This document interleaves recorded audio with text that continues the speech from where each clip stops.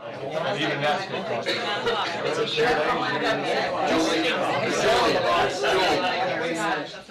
You're calling their county taxes. Because I know.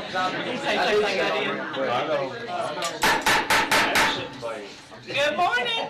It's 9 o'clock and we are going to start our fiscal court meeting on March 12th, 2024.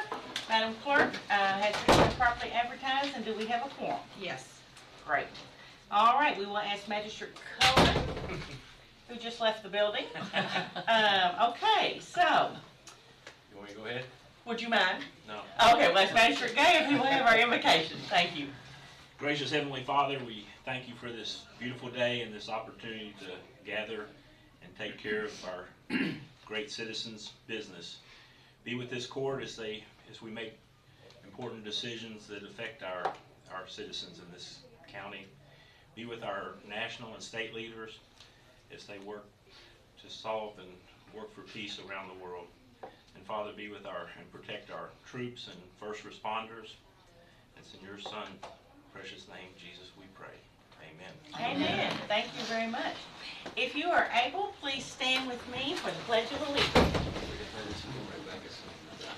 I pledge allegiance to the flag of the United States of America and to the republic for which it stands, one nation, under God, indivisible, with liberty and justice for all. Thank you, and you may be seated. Okay, at this time we will approve our prior meeting minutes of February the 27th. Is there a motion to approve the minutes? I'll make a motion. I have a motion by Magistrate Wagner. Is there a second? Second. Second by Magistrate Sleeper. Any discussion on the minutes? Seeing none, all those in favor of the motion signify by saying aye. Aye. Any opposed, nay? Motion carries. Okay. And then we are going to approve our bills. Good morning. Morning. I'm going to adjust this here. All right, in your bill packets this time, we have a total amount of bills for $3,679,766.63.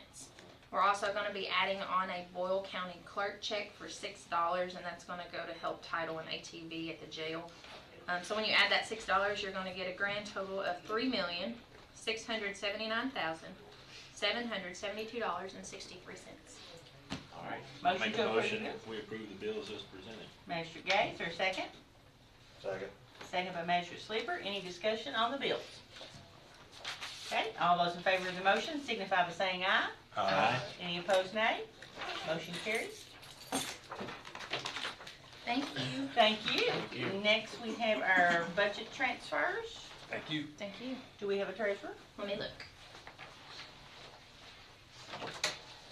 Yeah, right here. Okay, awesome. Hello. Good morning. Good morning. It was a full house. Here we are. Okay. Budget transfers. Yes, we have. I forgot my glasses. Oh dear. You want mine? Okay. Yeah, you want mine. We're You can have mine. We're gonna swing it. Here. I think I'm okay. Okay. I think I wrote it in. Okay. Budget transfers, in the general fund, we have $4,361.61.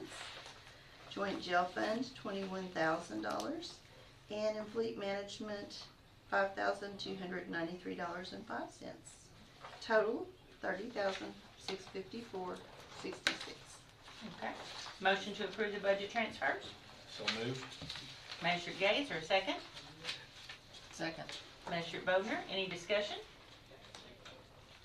All those in favor of approving the budget transfers signify by saying aye. Aye. Any opposed, nay? Motion carries. All right, and cash transfers. Yes, we have one cash transfer to help cover, this is the lift for fleet management. Okay. Excuse me. So that'll be $40,000 from the general fund to fleet management fund. Motion to approve cash transfers. So moved. Magistrate Second. Gay. I'll second. Magistrate Sleeper. Magistrate Sleeper? I didn't even hear you. He threw it in there. All right, motion by Magistrate Sleeper, Jennifer, second by Magistrate Gang. Any discussion? All those in favor signify by saying aye.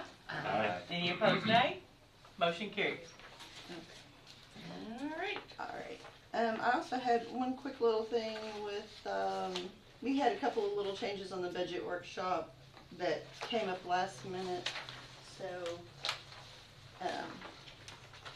and I've got them outlined in gray there. One of them affected tomorrow, so, and tomorrow will be Public Works and LGEA, 2:30 to 3:30 is Tax Administration, and 3:30 to 4 is County Judge Executive and Magistrates. So, Hey, question.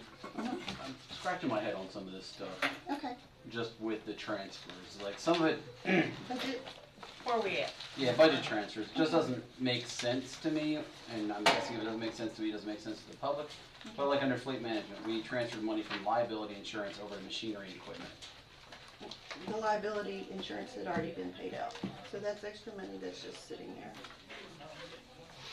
So On the line. did that inflate the machinery and equipment line, or? Yeah, it made the machinery and equipment, it's gonna move that money from the liability line, so it's gonna deduct that. Yeah, I understand how that works. It's gonna move but- over, but and if it's we've- gonna, If we've got like a budget that says we're only gonna spend 20,000 on machinery and equipment, but now we've just inflated it by 5,000, is that what's happening, or?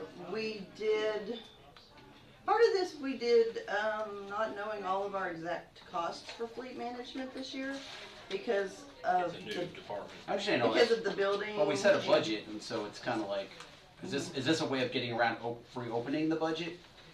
Is I guess my question. Instead of a budget amendment? Is that what you're Yeah, saying? instead of doing a budget amendment, it seems We're like not- we're inflating, we're overspending what we plan on budgeting, is pretty much my question. And I think that you're looking at budget amendment different. Because a budget amendment is when you take in money that is Yeah, there's You're another not- you're not side expecting. of budgets as well, yes, though. you're not expecting that money. So you have to amend that into the budget in order to spend it. Yeah. This is money that's still in the budget. It's just being used by a different line. So that category is overspending.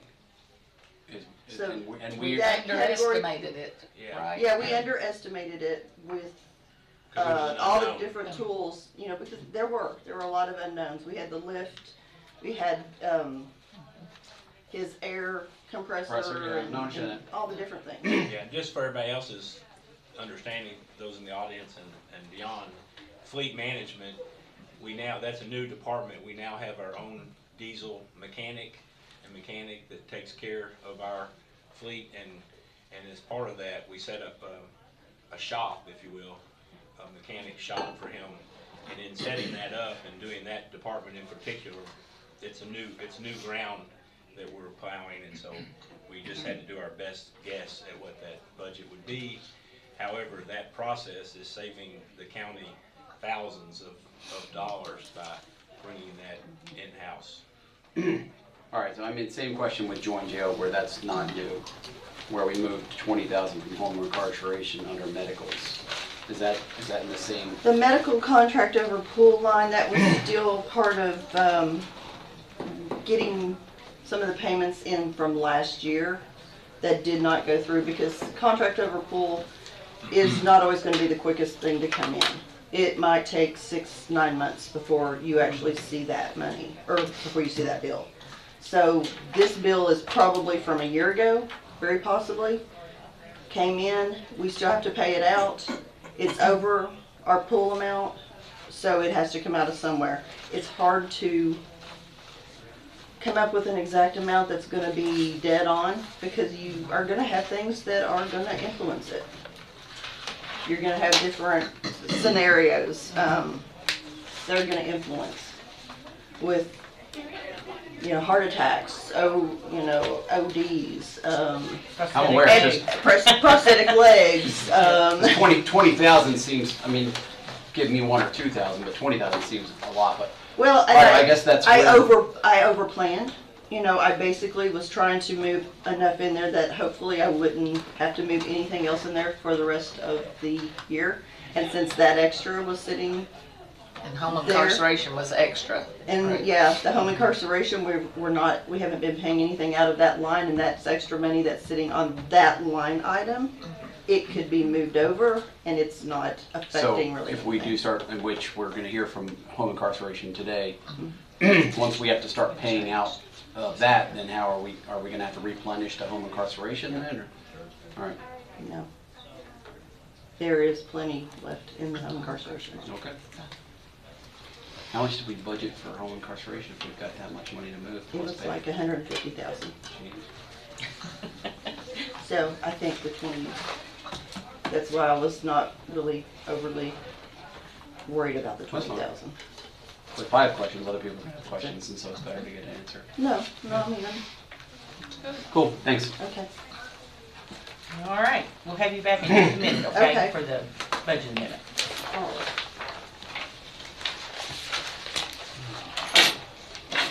Thank you. Thank you. Don't go far. No. There you go. Okay, at this time, we have a very special guest with us this morning.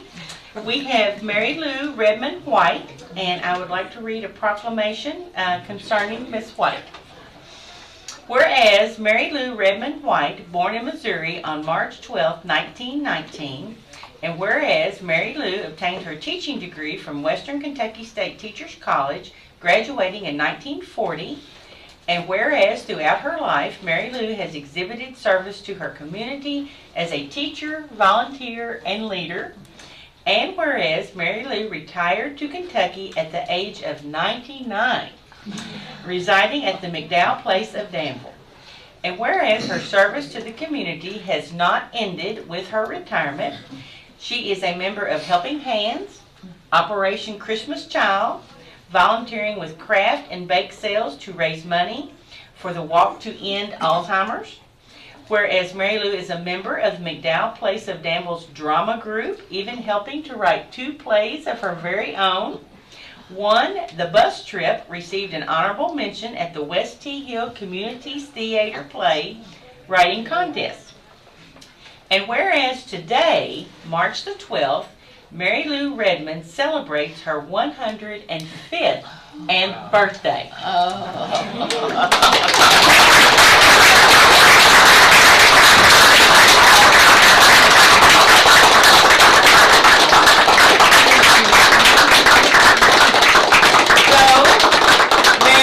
In honor of your birthday, the court and myself have resolved that we declare today, March the 12th, as Mary Lou Redmond White Day in Boyle County. And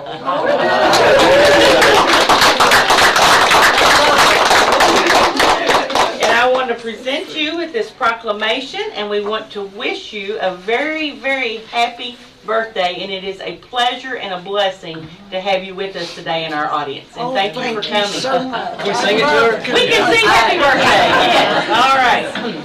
Happy birthday to you. Happy birthday to you. Happy birthday, Mary Lou. Happy birthday to you. And many more. So much. I love Kentucky. All right, we want to get a picture with you, so I'm just going to come and sit beside you. Is that okay? Oh, that's fine. All right, and we'll hold this up, and there's going to be some people taking pictures. Got it.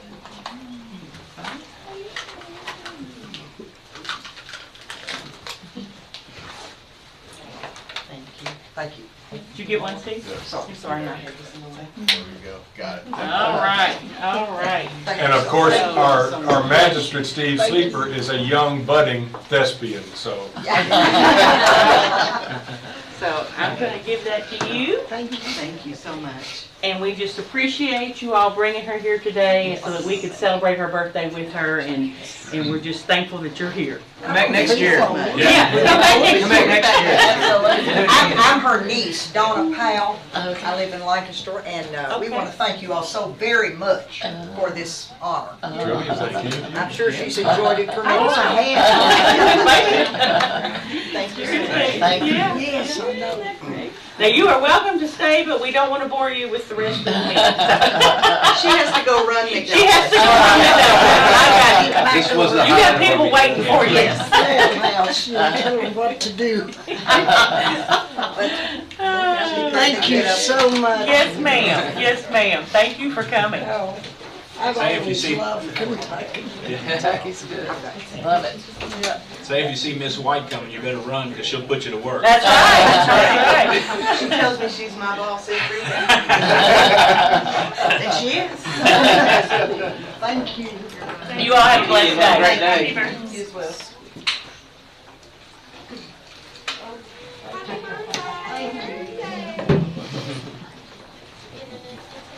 All right. That don't warm your heart. I don't know what. That's awesome. Okay, all right, now, back to old business. Ms. Darlene, we have the second reading of ordinance 221.29.9 budget amendment. Yes. Budget for fiscal year 2024 is amended to increase EMS, road, jail, and tax funds by $385,718, I believe. If I read that right? You did? Okay. It was approved first here, February 13th, 2024. It's been to Frankfurt and was approved there, and was advertised in last week's paper, and is back here for second approval. Okay. I make the motion that we approve the second reading of ordinance 221.29.9 budget amendment. Okay, have a motion by Magistrate Gaze, or a second? Second. Second by Magistrate Bodner. Any discussion? Seeing none, all those in favor of the motion signify by saying aye. Aye. Any opposed, nay? Motion carries. Second reading is approved. Yes. And then we're gonna have to, it has to be advertised after the second reading. Okay. So you don't have to advertise it anymore before. Okay. Old habits are hard to break. Oh, so you'll have to give it to me, I'll have to advertise it. Okay, we'll do I was gonna that. say, yeah, I advertised it before, and then I had planned on advertising it again, so we don't have to do the before anymore. That's why I always do it No. after second. Okay. reading. All right. Okay. Used to be that way. I did that too, so I it's was okay. gonna say, 6 months ago, Yeah. so I don't know. All right, we'll Thank get you, it, people are changing things. we'll get it advertised again. Always. All right. Thank All you. right, Thank you. County Attorney Chris Herron, first reading of zoning ordinance, text amendment, Architectural Heritage Board. Yes, so the Planning Commission had made a recommendation previously to approve a zoning ordinance amendment that would bring the Danville Architectural Heritage Board under the Planning Commission instead of the City of Danville. And as the Architectural Heritage Board only had jurisdiction in Danville currently, and you know we have a joint zoning ordinance with all 4 jurisdictions in Boyle County.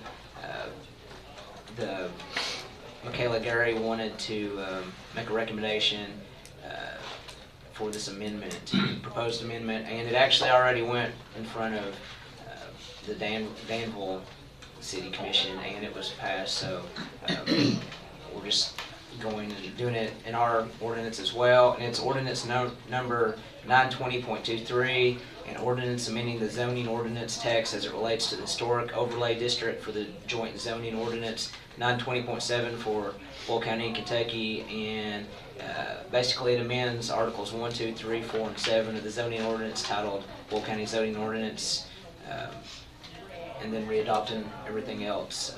We've attached with it the actual proposed changes, and it shows where things have been marked out and added in. So this would be the first reading of the ordinance. We'll have to have another one at the next meeting, and it's there in your all's packets, I think, for review.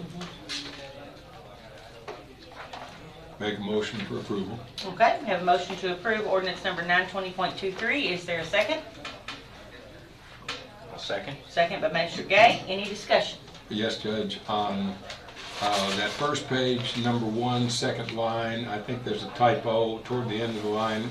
Readopted as if copied in full, it needs to read, I believe, as is copied in full below. It's just a typo, but I'd rather have it corrected. All right, I'll look that over. I'm not sure if that language is incorrect for sure, but if it is, I'll change it. Yeah, grammatically, it doesn't even make sense, so. So with that amendment, Okay. I so move. All right, we have a motion to approve ordinance number 920.23 with the change from Magistrate Ellis. We have a second. Any other discussion? All right, all those in favor of the motion signify by saying aye. Aye. Any opposed, nay? Motion carries. That is our first reading. Okay, County Administrator Julie Wagner, travel and training policy. I resubmitted the original travel and training policy as it was presented last time because I'm not really sure what you want changed on it. So I'm presenting the document as it is to either adopt or clearly give me some feedback on what you would like changed. The one I'll make in a front of you motion. is exactly the same as you saw last meeting. I'll make a motion that we approve it as presented. Okay, I have So a no- motion by Magistrate Gaze, or a second? No changes were made and we're, okay. We had discussion, but I think we were in disagreement on if there needed to be any changes or not. You know, there was agreements that we needed some changes. Okay, I have a motion on the floor. Is there a second? I'll second. Second by Magistrate Ellis. Now, is there any discussion? Yes. Magistrate Cullen. We had several points that we liked and didn't like. I would, instead of approving, I would like to take time to go back through it and work with Julie on things that we don't like, do like. A couple of us can get together and talk about it, but I don't want to do it just right here and approve the whole thing, because there's things in there that we all agree that don't make sense.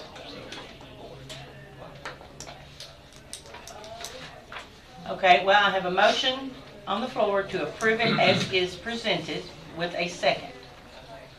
So we will have to vote on that motion. And then if there are subsequent motions, that's fine, but we have to vote on the one that's on the floor for right I now. understand. I was just discussing. Okay. Because I think one of the areas of contention, if I remember right, was the fact that as long as it was a budgeted and authorized by the fiscal court, what am I trying to say, event, endeavor, then reimbursement would be acceptable, and I feel like that's what this is currently saying. Yeah, but we had questions on section 3, that thing that kind of did not need to be in there, that would be most likely confusing for future courts. So, What would you suggest, just scratching that one? I do remember we had that discussion as well, that right, that's why On number 3, is that that Number just there 3. wasn't a reason to have those examples. okay? Yep, Does that make sense? yes. I will take that out. Just leave the line as it is and do away with the examples. A, B, C, and D. Okay. Okay. So strike A, B, C, and D.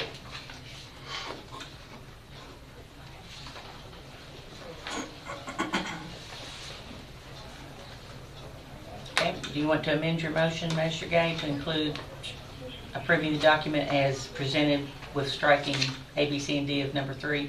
Yes. Okay. I'd still like the opportunity to maybe sit down and go through it and present it at the next meeting. Any other discussion on the motion that's on the floor? I actually think that those 4 items, A, B, C, and D, further define some parameters, but don't limit the parameters of approval, and it is for approval. So I think it actually weakens it to take those 4 out, but I can vote for it with those 4 taken out. Okay? No. Any other discussion? Okay, so the motion on the floor is to approve the travel and training policy for Boyle County Fiscal Court elected officials as presented, amending striking A, B, C, and D paragraphs from number 3. With a second, all those in favor of the motion signify by saying aye. Aye. Any opposed, nay. Nay. Okay, motion carries. Thank you. Okay. Can we go back to that, my ordinance real quick, what I was talking about? The ordinance? I looked, about the as if versus as is, Oh, and okay. if you look, as if is the proper term, it's not as is. Well, And, with all due respect, Counselor, well, it says not a lawyer. as if the items are down below it. Tom, let me finish speaking, okay? as if means everything in the referenced amendment is part of the new amendment unless it is explicitly explained in full. If you read any legal document, it says as if, so. If you guys vote and tell me to change it to as is, I will, but that's not We've how. already done that. That's done. All right, well, I just wanted to explain. Moving forward. We have 2 proclamations. Magistrate Sleeper, would you ask Alethea from the Extension District to come in, please? We're ready for you. You're on. Thank you so much. Welcome, welcome. Hello. Bearing goodies. All right. Yes. Alethea Bruzek with the Volcanic Extension District is here, and she is here because it is National Nutrition Month. And she has not only brought some nutritious goodies, but we want to read a proclamation in honor of Nutrition Month. All right, so whereas food is the substance by which life is sustained, and whereas the type, quality, and amount of food that individuals consume each day plays a vital role in their overall health and physical fitness, and whereas there is a need for continuing nutrition education and a wide-scale effort to enhance healthy eating practices, now therefore I, Trilly Bottom, Boyle County Judge Executive, joined by magistrates of the Boyle County Fiscal Court, do hereby proclaim the month of March National Nutrition Month in Boyle County, and I encourage all citizens to join the campaign, become concerned about their nutrition and the nutrition of others in the hope of achieving optimal health for both today and tomorrow. In witness whereof, I have hereunto set my hand and caused the great seal of Boyle County to be affixed, done at the regular meeting of the Boyle County Fiscal Court on the 12th day of March, 2024. Is there a motion to approve the proclamation? I'll make the motion. Magistrate Wagner, second by Magistrate Ellis. All those in favor of the motion signify by saying aye. Aye. Any opposed, nay? Motion carries. And tell us what we have today. I'd be glad to. Well, thank you all so much for having us today. I'm Alethea Bruzek, Boyle County Agent for Family and Consumer Sciences, and I have my amazing staff with me today. We have Heather Morris. She is the FCS Program Assistant, and then I also have Millie Ledford. She is our Nutrition Education Program Assistant. And what we do in the community, we offer cooking classes, nutrition classes, all sorts of things, hands-on, for free, so that we can provide research-based life skills education to the whole community. And I'm just really grateful that we get to celebrate National Nutrition Month. And you have samples today that Heather made yesterday Thank of the Big Blue Muffins. Big Blue And we Muffins, also all have the right. recipe there, so I hope that you go home and try it. I personally think they're really good, warmed up with a little butter. But, whatever you feel, they are good and nutritious and awesome. And if you want to know about any of our classes that we're offering, like us on Facebook. We're on all the socials. We've got a website and all that. So Do you participate in the library potluck? Mhm. Yeah. So Yeah. that's coming up Yeah, it'll be this Thursday. this Thursday. Yeah, Okay, at 6 p.m. So if yeah. you're interested in coming to the potluck at the library, please feel free to attend. It's free, and it's a really great opportunity to fellowship with other community members. And bring it in. Yeah. Okay. I want to present this to you. I'm going to hold my blueberry muffin up. It'll get blueberry on the proclamation. I'll let you hold the proclamation. Thank you. Get in the picture. Yeah, y'all come on in. Again. Come on in. Come on in. Should have a pink wrap. True. All right, you go this way just a little bit. I'm trying not to get my Sitsuke's head in the background. Okay, ready? 1, 2, 3. I'm going to do one this way. it looks better on Facebook. Oh, awesome. you. Thank you so you. much for being here. Thank you. Thank you for the delicious muffins.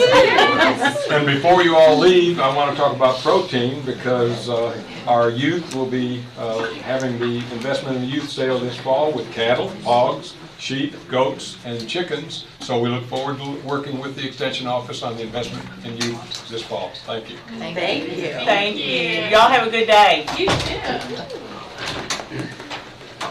Magistrate needs extra money for the background lighting he provides. Right? That's right. Okay, our second proclamation today, it is also Women's History Month.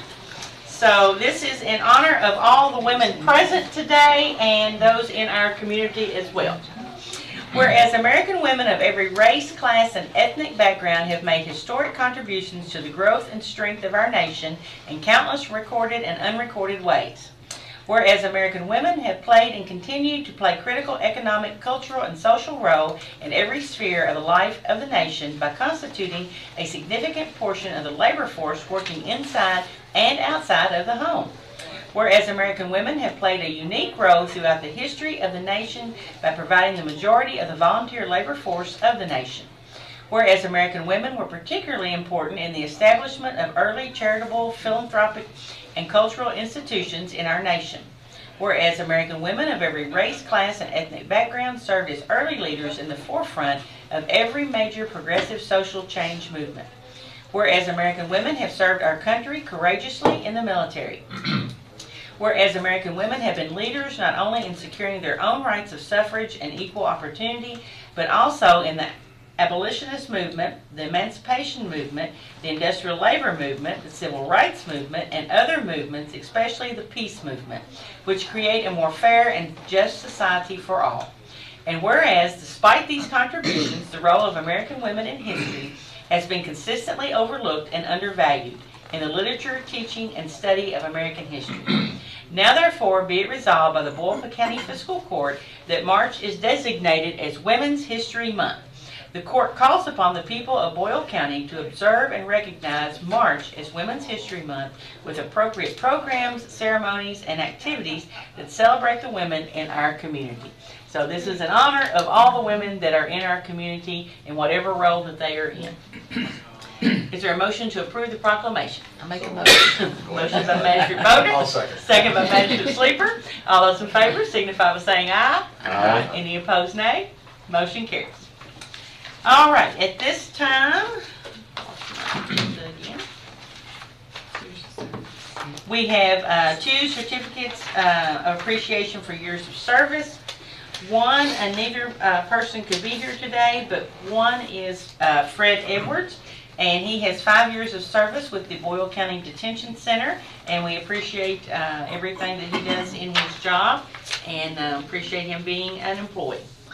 We also have Lee Miller, who has 25 years of service in the Boyle County Clerk's Office. I had the honor and privilege of working with Lee for 14 years as County Clerk, and then prior to that, just as a co-worker in the building. And so she was very helpful to me in my term as County Clerk, and I know she continues to be with Clerk McCoy, and so we are grateful for her 25 years of service and contributions to the citizens of Boyle County. And I know a lot of you have experienced Lee in your dealings with the County Clerk's Office, and I'm sure she's been very helpful. Very. Okay, next we have Anthony and Andrea Margida with Lunchtown. Bill's out there, he needs to help them set up. Okay. And while they're setting up, if I could introduce them real quickly here. Measure game. Go ahead. Thank you. Small business is the lifeblood of any community, and especially our community. And one of the things that we have a unique opportunity in at this time is something that I'm proud of the fact that here in Boyle County, we're not shy about being first. And this is an opportunity for us to once again be first in the way that communities do economic development. with an emphasis not only on large-scale development, which is important, but also with an emphasis and priority on small business development and growth. And so we have two individuals that I've had the pleasure of getting to know over the last 2 years, and I tell them this, that I really do feel smarter every time I'm around them. And so it is a privilege to have them here presenting what I think is can really be a change agent effort for our community for years to come. So Anthony and Andrea Margida, welcome. Thank you, Jamie. Thank you. Thanks. Thank you. And Judge, after the presentation, I'll have a good bit to speak about too. Okay.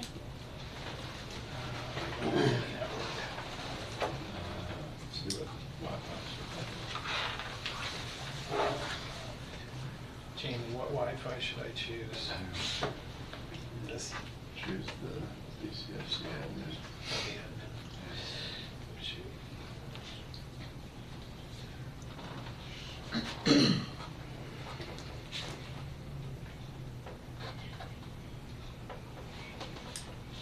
This. Yeah.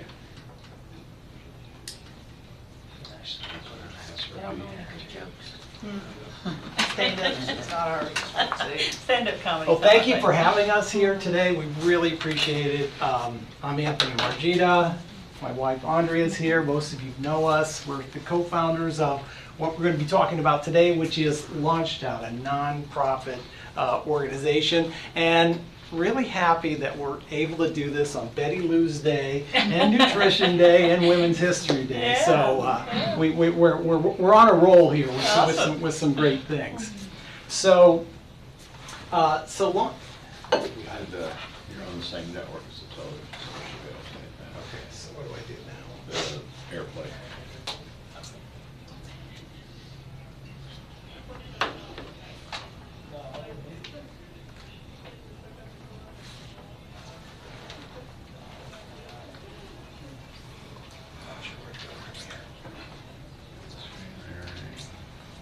It's all fun and games until the internet doesn't work. Internet works fine. I knew I'd get Bill riled up. His ego there. You gotta go I'm without it. going without it. Everybody has the slides, We've got right? it. Yeah, You do? we have it. My little screen here is for the audience. You can see that here. Okay, all right. Thanks, Bill. Appreciate it. Sorry about that. Yep, that's okay. So, we're going to talk about Launchdown, the Regions Opportunity Center. Okay, and what Launchdown is all about is it's the county providing county support, providing the resources and services needed to empower every person here in Boyle County to build a more satisfying, more fulfilling, more prosperous and more joyful future for themselves, creating their pathway. That's what the opportunity is all about, and doing that through small business support, entrepreneurial support, workforce development support. And the county is the beneficiary of all of this. Okay, most of you know Andrea and me from the past few years and our experiences with you. What you may not know is we have over 30 years experience in this space of innovation and entrepreneurship and community development. We are ecosystem architects. We're innovators, we're entrepreneurs, we're ecosystem architects. What that means simply is we design and operate environments for innovation.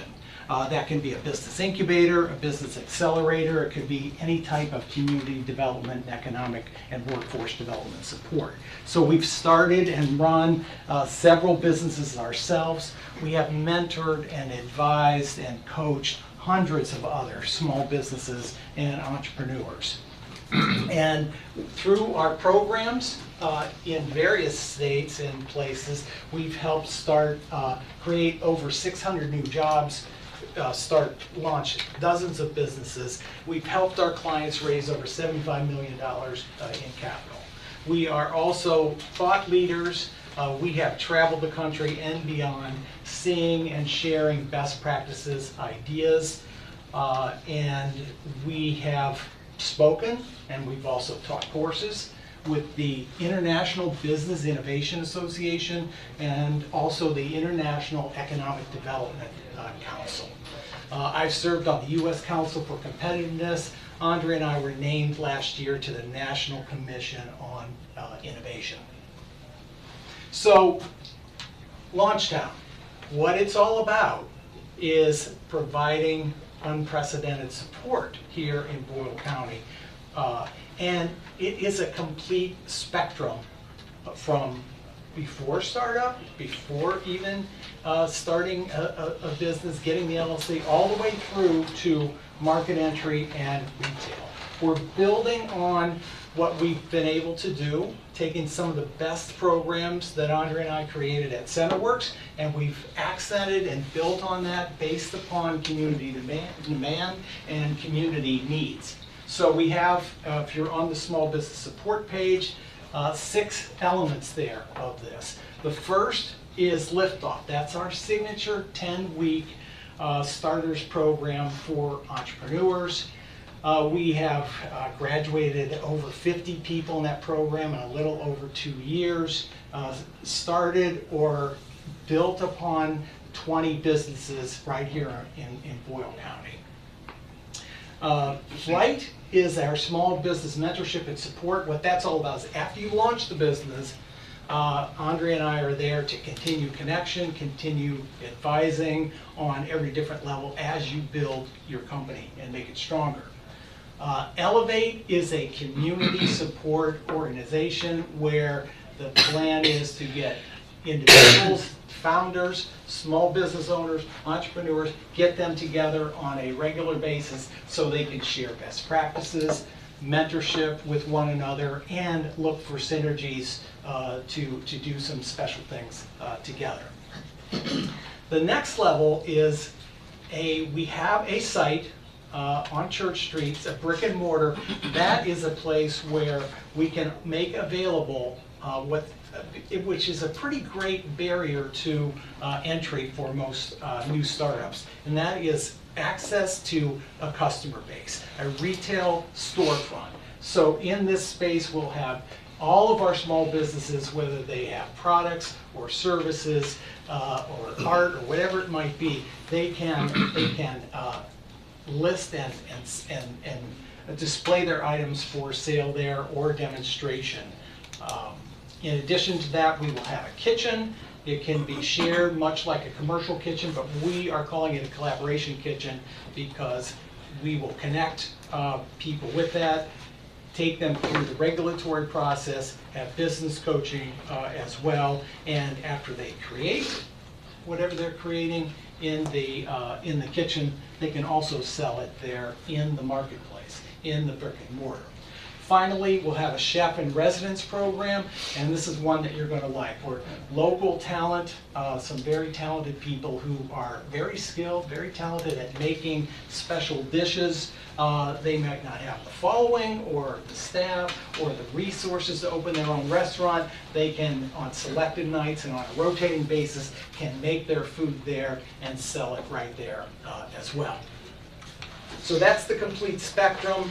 If you see some smiling faces on that next slide, a few of those people are right here, but we've had success with this type of approach. We've embellished it, but we've had this success since 2020. We've graduated 6 communities of new entrepreneurs and small business founders. And not only have they found some success, but they found value in not only our programs, but getting to know one another and working together with their community, like-minded people facing similar challenges who can benefit from working with one another. Andrea and I, for our work, Andrea and I won the Vision Award from Bluegrass Tomorrow last year for our work in this field. Next slide, you can see a lot of logos there that represent the entrepreneurs, the small businesses, the community of small businesses.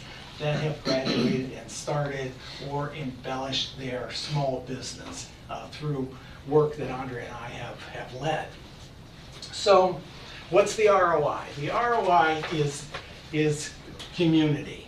It's all about community. It's creating and building upon, rather, the vitality and the richness and the connectivity in our community. Yeah, it does those great things we're all looking for, new jobs, new community-generated businesses and jobs. There's a workforce development element of this too that can't be understated. Not everyone who goes through a liftoff program or will work with us will start a new business, but they will learn essential things, including a process for innovation that's built upon design thinking. And that skill is a valuable skill that any employee can take to any company and offer additional value in their place of work. They can also take those skills, use them with their community projects, with their churches, with their ball team, with their families as well. Also, this is, since it's offered to everybody, this is an opportunity for people in Boyle County now to build something, to create opportunity for themselves by uniting with the rest of the community. So what you have as a result, a benefit of this, is retention of talent. Really highly skilled people now can find a pathway to stay here rather than seek opportunities outside of Boyle County. Full county representation, we just want to say that our intention is, as we have in the past, serve everybody in this county. Danville, Perryville, Junction City, and we intend to have a physical presence in each of those slots. Even though our resident place will be right here on Church Street, we can, with selected workshops and courses, we can present those and conduct those in all parts of the county. All right, in your inboxes, you received at least 12 letters that I'm aware of. I hope you had a chance to read all of them, because those people, a few of them are here today, can state this a lot better than Andrea and I can in terms of the value our programs bring to individuals and to the county. And also, it's validation of the demand for this kind of service and this kind of program. So I've listed a few of the highlights there. Kate Snyder, who's right with us, she's the founder of Clad Elephant Books, and she's got some great comments there, and basically stating that her experience with Liftoff, our program, was transformative for her. Same with Mandy Emmons, same with similar stories from Mary Beth, and also Amanda Pruitt as well. So hope you had a chance to see those. They're really well stated in terms of the essential services and transformative kind of resources that can be made available to the county. Okay, a couple comments we want to make. Responsible utilization of government funding. Launchtown is now formally an LLC. It's a nonprofit, Launchtown KY LLC. It is a nonprofit. It will be governed by a board of directors and have bylaws that are consistent with responsible use for nonprofit associations.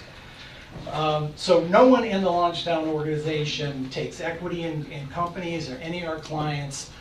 We don't take royalties or commissions or anything of that nature, so no way do we profit, or anybody in our organization or board profit from the successes of our clients that come through. We also have aligned various types of fees and commissions that we will collect through the use of the retail storefront and for some of our programs. All of that money taken in, consistent with the way a nonprofit works, all that money goes back into operations of the nonprofit organization, and further allows for additional benefits and additional services. Okay? And then I listed some of the different revenue sources that will come in through the operation of Launchtown. I have financial projections there for the first 3 fiscal years. You can see that by and large, total expenses are averaging around $315,000 for the first 3 years. And you also see that those revenue streams that come from commissions on sales and food and programs and workshops, that grows to over $100,000 we're projecting after 3 years. So that defrays the cost, making the whole program turning towards something that's much more sustainable. We have different... Anthony, I don't mean to cut you off. We got go ahead. a long agenda, so then we've got a lot of questions, and so Yep. we may just want to jump ahead on some of this. I'm going to tie it up right here. Okay? Please. Yeah. All right, I'm just going to jump ahead. What we're asking for is, and we have different funding partners we can call to, so I'm just going to bring it to close. We're asking for $47,500 to enable us to start now, take us to the fiscal year. That allows us to get everything in order, plan our first programs, promote them, get our bylaws in order, get our board in place, outfit our new site and get it all prepared. And then asking for virtually approximately half of our operating expense, $150,000 per year. Thank you very much. We're ready for questions. Thank you, Anthony. Anthony, if I could, and Go ahead. I might You've already had your time. just ask that if JJ, if you wouldn't mind coming up, and because one of the questions that has been I'm really excited about this program, first of all, because we've long under-invested in economic development in this community in total. We've With all due under-supported. respect, that's not true. We've under-supported JJ and our economic development initiatives. And one of the things is that we go back to, part of that is our history in this community and the fact that our forefathers many years ago brilliantly created the industrial foundation, which has served this community amazingly well over time by keeping the pressure off of public tax dollars to do economic development. And so a lot of that was done by the industrial foundation. Well, now 60 years later, 50 years later, Greg could help me there a little bit. At least 50. At least 50 years later, it's time to do things a little differently. And so we're, as local governments, needing to step up to the plate better to do economic and fund economic development. And it takes resources to do economic development. And I like to think that we can walk and chew gum at the same time. We can still focus, and we've got to focus on our large-scale economic development and large company endeavors. But I think it's critical that we work to support and fund our small business growth and development, and in a lot of ways, our workforce and other aspects that have been emphasized. But all that said, one of my concerns is making sure that we're not duplicating what our Community Development Council, I think that's the right acronym at this point in time, the Boyle County Community Development Council, we've gone through the alphabet. We've gone through the alphabet of all that. And so I just wanted, I don't mean to put him completely on the spot, I think he knew this question could come, is, are we already doing this, is the question. All right, I'm gonna duck out. I have to go open my small business. Okay. Thank you all. Good luck. Thank you, Have a Kate. successful day. Thank you. Well, thank you very much. Thank you for giving us the opportunity. First, I want to say the fiscal court has always been a supporter of economic development, economic development initiatives. I'm So I just want to saying we haven't recognize been that. doing it Hundreds of enough. thousands of dollars in the last 5 years. Right, right. So there is a component of economic development which we are not doing, which CenterWorks and the Margidas are proposing to pick up where CenterWorks and Center College left off. So if you look at economic development, what we do through the EDP, DBCDC, now is what's called Danville Boyle County Development Corporation. We work to market the tax credits and properties that are available through the state, county, and local initiatives. We're a resource for the small business to come in with concept and idea. We can funnel them to banks that are promoting, hey, I want to lend a small business this year, and next year it might be a different type of industry you're in. So we stay in contact with our businesses, our legislators on tax credits and all of that stuff, and we market it. We market our properties. What we don't do specifically is we don't provide mentorship services. We don't do the hand-holding. You might think of organizations like Small Business Development Center. You might think of SCORE, Service Corps for Retired Executives, which are offered through the chamber, things like that. We don't do that. We don't go into the, hey, we're going to develop your business plan. We're going to help you develop that product and take it to market. We're going to market you to a venture capital. That is a segment that's missing, especially since CenterWorks closed. Well, CenterWorks didn't close. I mean, the space is still there. The space is still there. It's just not available in for this programming. So it's a unique opportunity that's presented. It's a lot more detailed than what is the best way that I can explain it. And I think he did a good job of saying, hey, these are the services that we want to offer, and we're setting up as a not-for-profit.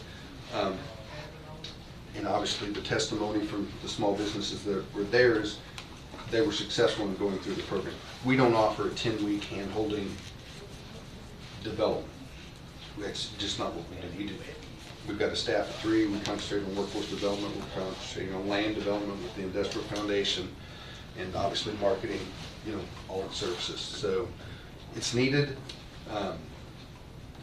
and it's anytime you develop a new program, it's not cheap. And if it's a commitment, I would think you'd want to make a commitment for multi-year to give it a chance to work. A one and done probably is not the best fit for that, but you have to know your budgets. Right. But I say that there's an opportunity here. And JJ, let me just clarify something, because on the on my comment about us, I'm not saying we haven't funded economic development. I'm just saying, even for you all and what you do, we haven't. My complaint has been that we haven't funded you enough either, and so we need to, as a community. We always all talk about job growth is always one of our most important things that we talk about. Well, here's our chance to really do job growth. And that's not to say that we still shouldn't fund you more and all of our other economic development initiatives, because that's where I come back to, we've got to be able to walk and chew gum at the same time. And this community has too much going for it to pass up on this opportunity. The other thing I would just say in their presentation, they talked about from. People talk though, Jimmy. I will. All right. We do need to talk about is that I think the timing of this is beautiful because, as we know, and it's not coming fast enough, but as we're literally taking fiber and high-speed internet from border to border in this county, short a few areas out there that could be desert still. But it's coming. I will I got a know. plan. Just a minute. And I hope so. This type of endeavor matches beautifully with people being able to conduct their business literally from line to line. Okay, here's what we're going to do. I'm going to give each magistrate 5 minutes. I'll need more, and the 5 gentleman minutes. to my left has had 10. 5 minutes. Magistrate Ellis. I was going to start here and go around the room. I'd rather cede to Magistrate Cullen. Okay, you've been ceded to. Magistrate Cullen. The number one, we're in the budget process, so we don't need to act on anything today. All right. As you have always said, this is something that we take up during the budget process. So we can talk this through, and then we can decide during the budget process if this is something that we have dollars for to get behind. Me personally, sorry JJ, this belongs in your court. And I believe economic development was approached on this, but I like the concept, but it's not something that the county needs to fund, especially at this magnitude. You know, someone said it was only $47,000. I was like, well, you didn't read the slides. It's $47,000 for the remainder of this year and $150,000 for years going forward. With the amount of success stories that we have, I would think that number would be a lot less, because those businesses that went through it, that are profitable, that are doing well, should be paying into it and supporting it. And since it's primarily, I know you're going to have some things out in the county, but again, it's primarily a Danville benefit. So I would say this would rest more in the court of the city of Danville, not Boyle County. And then I also think this is something that really should lie under our Chamber of Commerce, because this is something that they have kind of started in the past. I don't know if they do the Jump Start program anymore, but they used to do it. They don't cover any of these roads. Yeah, well, and I understand that, but and JJ's group doesn't either. I mean, he just told you that. Huh? JJ's group doesn't cover any of this. But this is an economic development area. This is not like, you know, this is not the fiscal court that does this.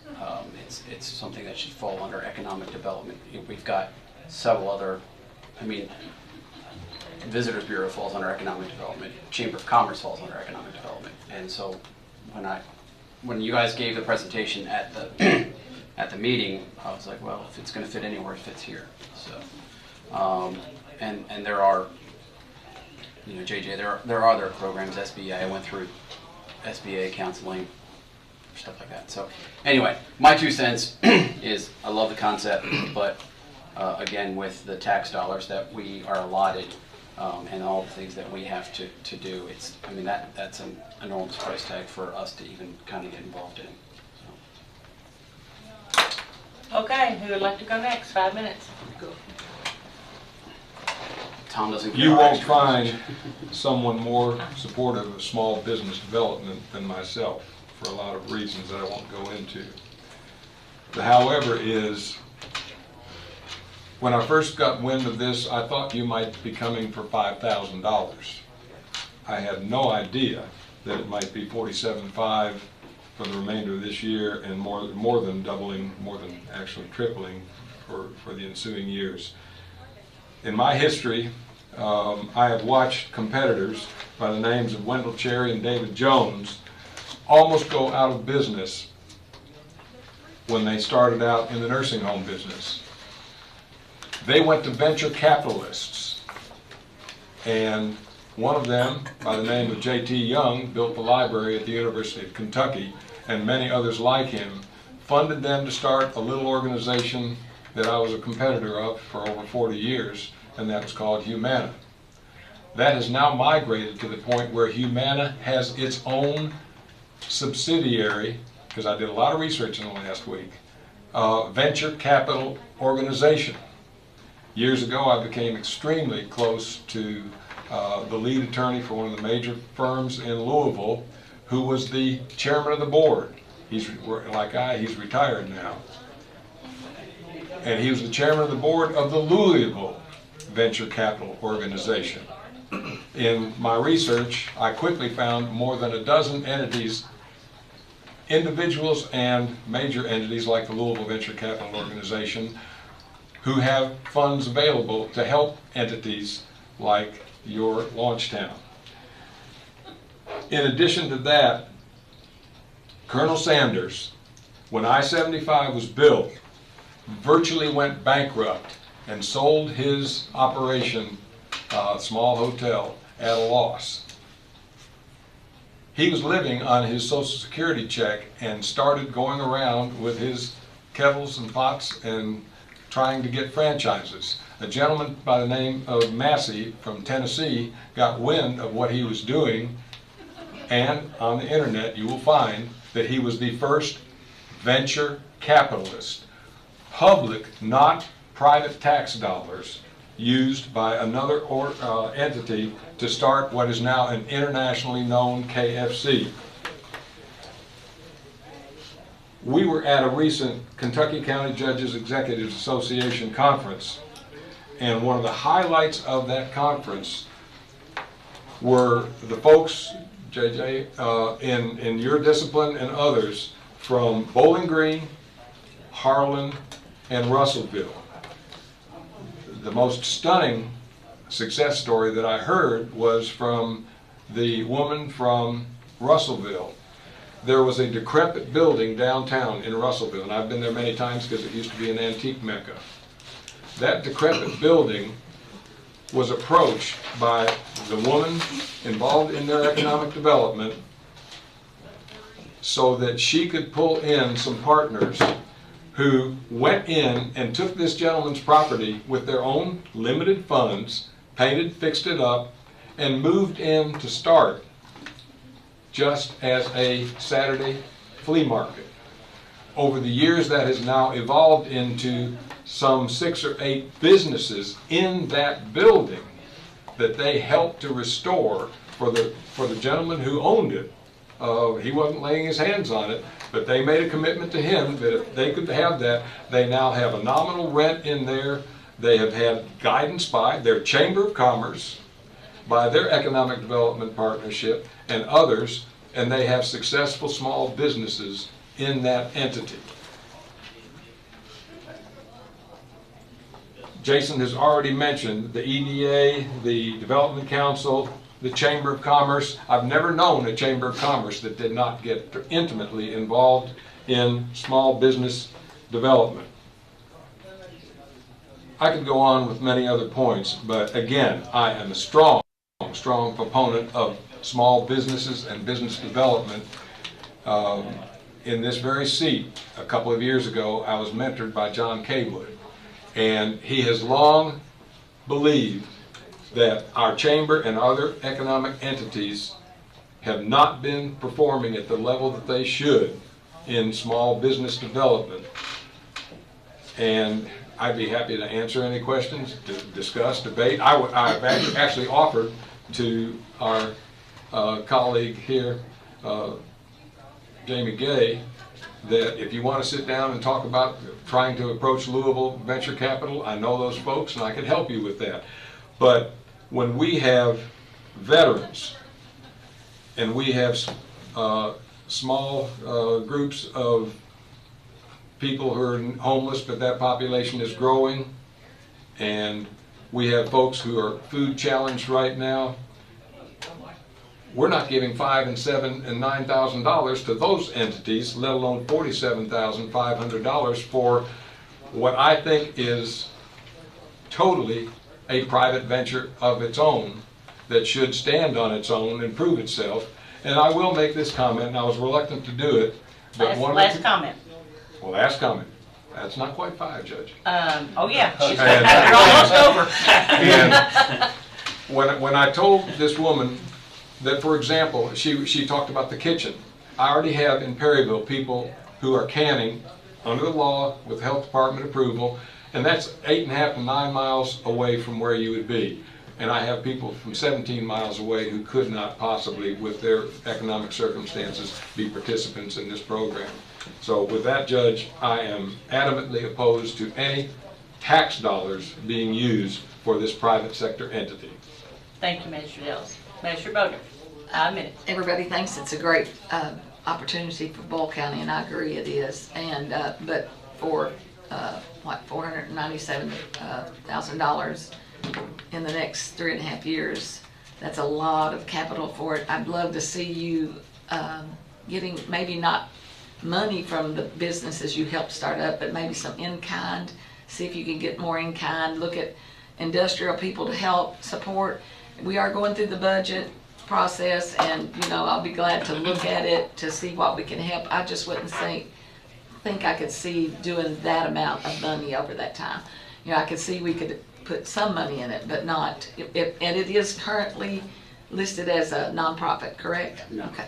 Is it current? He said it was It's current in his okay. comments, so it was In that not- slide, it said it will be. so. Yeah, but he mentioned it's now We Kentucky incorporated LLC. as a To nonprofit. me, that So- doesn't matter, that's tax dollars still being It used. still is, but to me, you know, we can look at it, and I could support something, but not to this amount. That's all I have to say. Okay. They've said it all. Thank you, Mr. Bowden. Mr. Sleeper?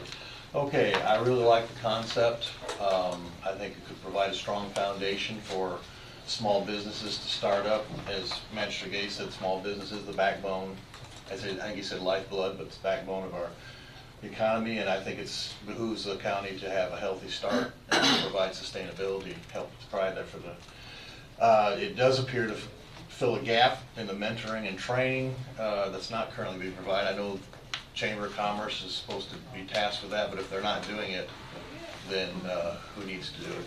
And we can fill that gap. You know, how many businesses fail because they don't have a defined business plan, or they don't have good customer service training among their staff? This is an opportunity to provide those things. I can envision a diverse career path. I think of, as Magistrate Ellis said, our vets that we're not putting up.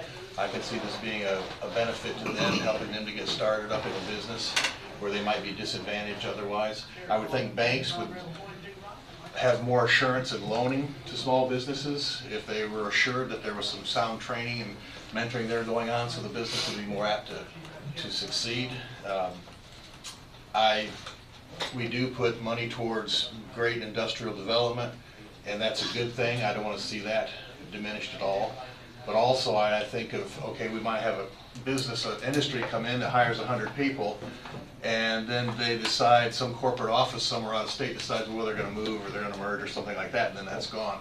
If you have 10 small businesses hiring 10 people each, mom and pop type shops that are here in our community, then that's greater long-term security for us in terms of economic development and sustainable and workforce and such.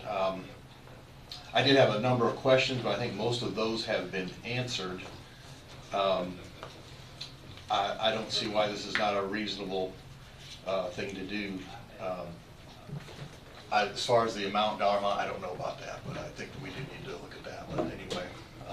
I guess the most disappointing part is, you know, when Center brought you all in, it was my understanding that this was their way of giving back to the community to actually, I mean, they're a tax-free education facility that's here that does help, but this was one of those things that they really wanted to kind of, under Roush, they really wanted to give back into the community and do something for the community. And with, I guess it was the new president that came in, he felt that that was not something that Center wanted to do anymore. And that's probably the most disappointing part of this whole thing that we can take away is Center had a real good opportunity to really do something great for this community, not just bringing in new kids to, you know, get a feel for Danville and Boyle County and what it is, but to actually give an opportunity to some people in the community to kind of give back to the community. And when they took that away, it really was, you know, it was really shocking and unfortunate.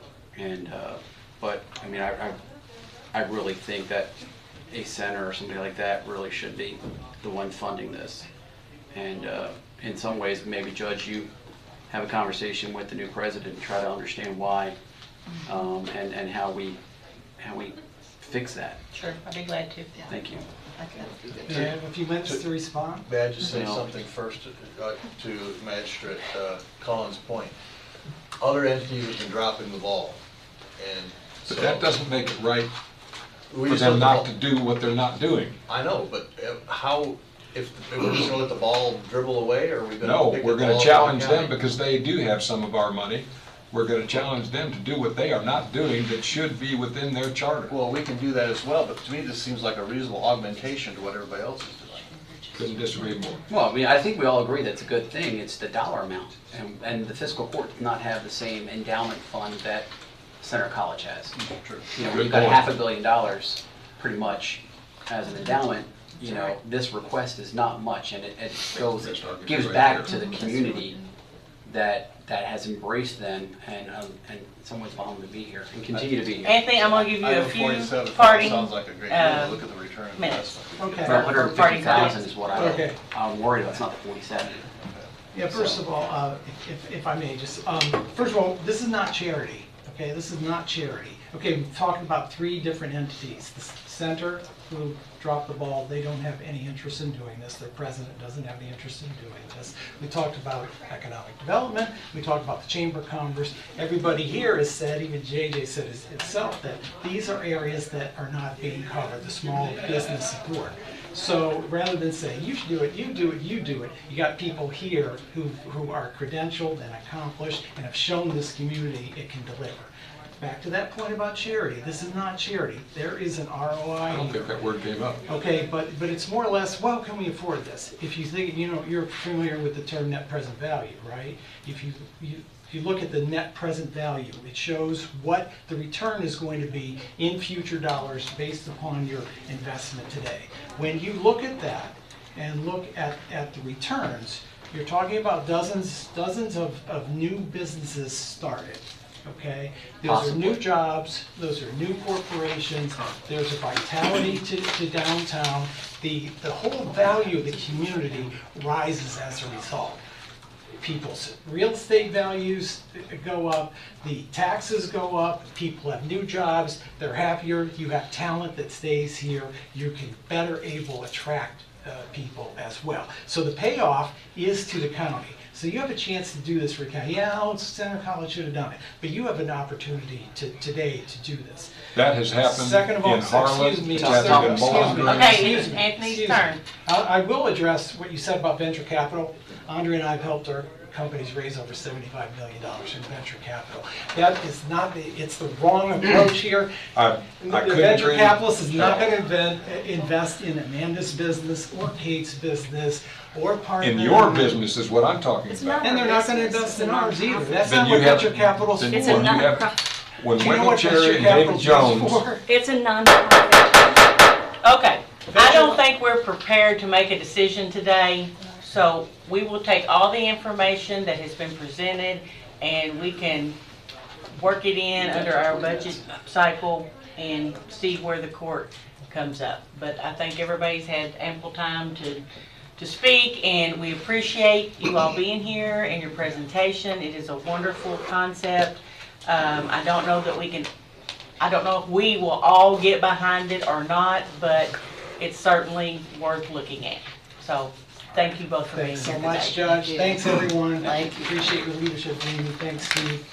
And appreciate all of you. Thanks so much. We'll talk. Thank you. You all have a great day. Okay, next on our agenda is Mark Harmon. And guest. Yes, I would request a correction to that. My name is Mark Henson. So Henson, I'm sorry, Mark Henson. The other thing. I knew that. Yeah, you knew it. It's just. I'm just reading off the But script. if I was Mark, yeah, if I was Mark Harmon, I'd be reading a script. It's okay, Yeah. it's okay. No, that's okay. That's okay. I knew that, I would ask that before I get started, maybe Mr. Johnson and also the representative from the planning and zoning might want to set in. Hello. Okay. There's Mikaela. What about Roger? I have everything. Let me go grab it. Roger, he's yeah, involved. that's Yeah, Roger. he's involved. That's Roger. Come here. Okay, can I make this real easy?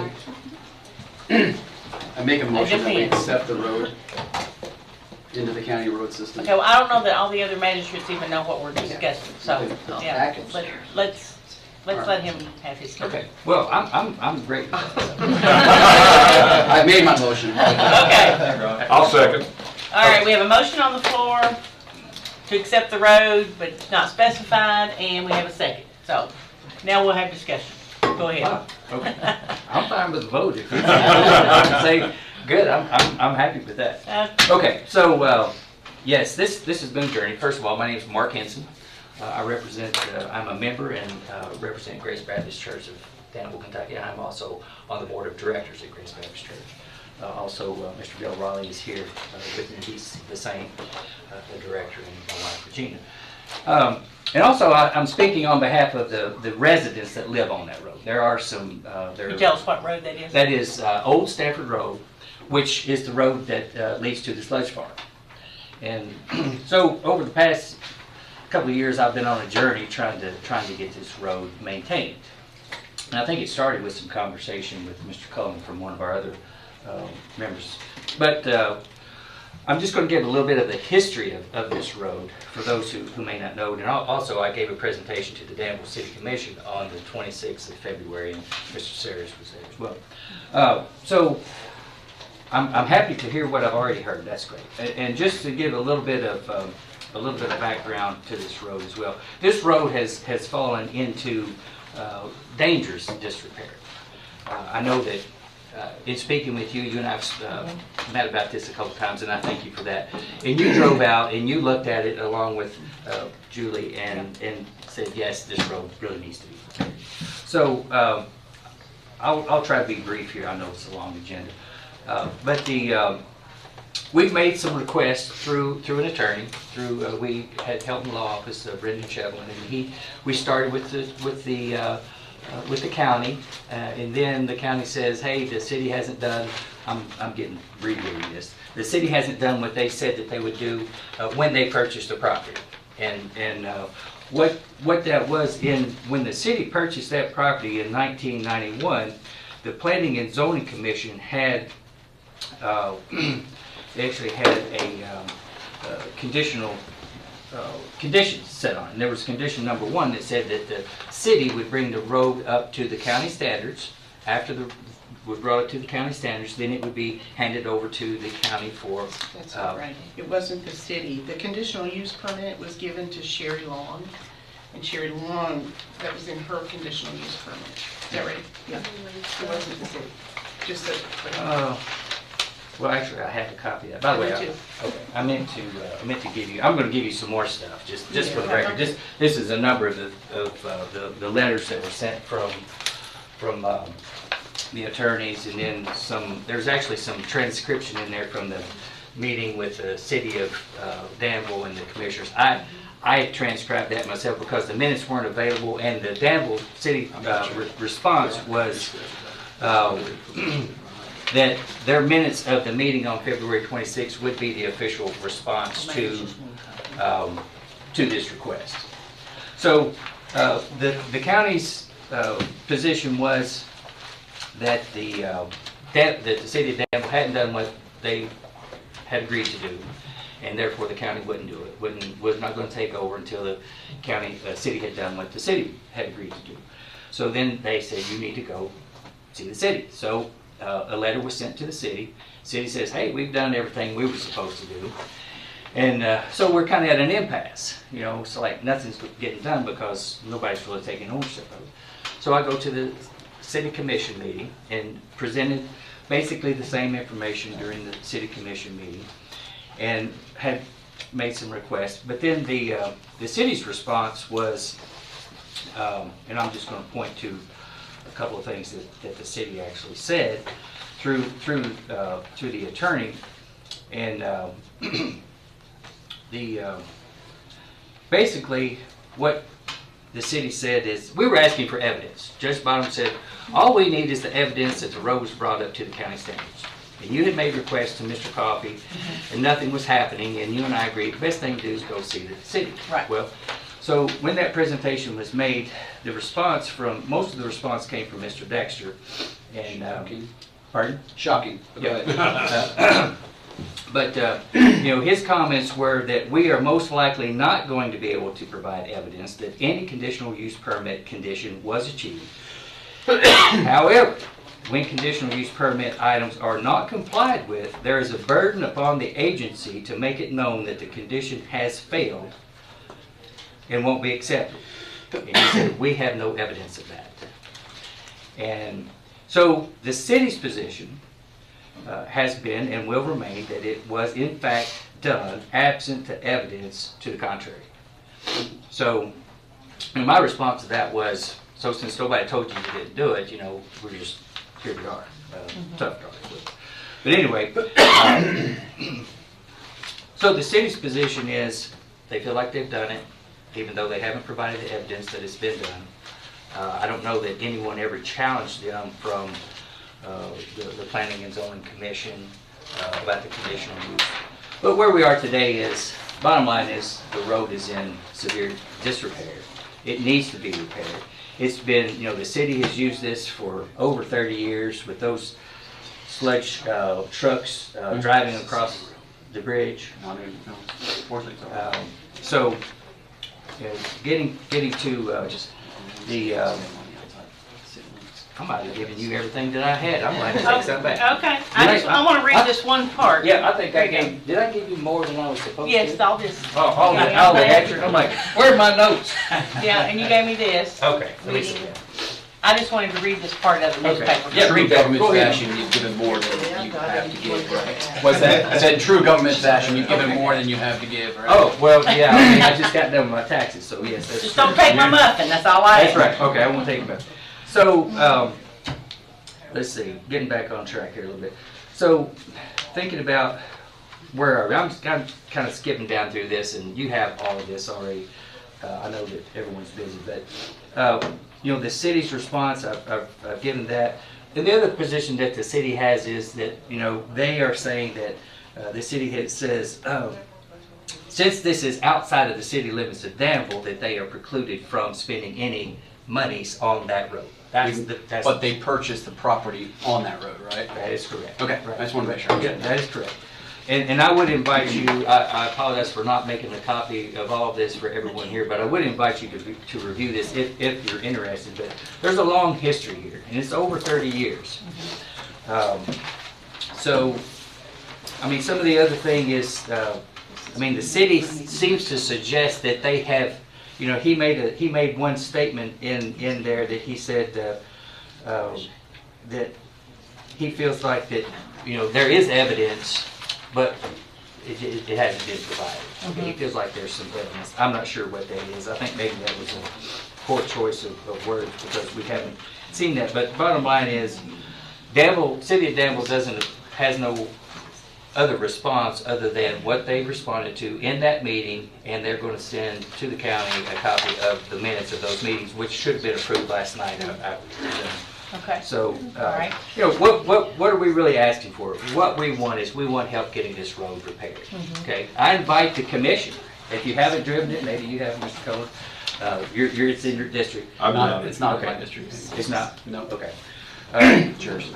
Oh. But anyway, I would invite you to come out and you know, travel the road and take it for yourself. But As I remember, there's a bridge. yes, there's What state of repair is the bridge in? Well, now that brings me to a question. The city, somewhere along the line, 15 years ago, laid a large flat plate at the edge of the bridge and the roadway itself. That's been laying there probably for at least 15 years. So, Julie, you need to hear this about the bridge. yep. So, one of the things that I would suggest is, and I'm making a recommendation, is that I think that the road needs to be inspected. Okay, if the road had not been brought up to county standards, then my suggestion is go out, have the road and the bridge inspected. I would also encourage to have the bridge inspected maybe by the Kentucky Department of Transportation to see what is the state of the bridge, what is the capacity rating for the bridge. Because, you know, there's been homes that have been built back there. You've had concrete trucks and gravel trucks, and then you still have the city of Danville using the property as well. Let's pull back here, because that's going to make me pull my motion, because that's going to get expensive if we start bringing in all those. That's my concern. Okay, So let me ask, can I ask a quick question, Judge? Yeah, I want to bring the court up to date on our side, on what we found out. Okay. Do you want me to do that now, or you want to? Do you live on that road? I do not. I live in Parson. Anybody here? No, but at the last meeting with the city, we had Eric and Miranda Davidson, Okay. and then we also have Joe and Beverly Wilson that live on the road. Okay, I'd just like to bring the court's attention to newspaper clipping from October 25th, 2022. Edward Hayes, attorney for the city, and city manager Ed Music. Truly, that's No. wrong. It was 7th of August, 1991. 91. Yeah.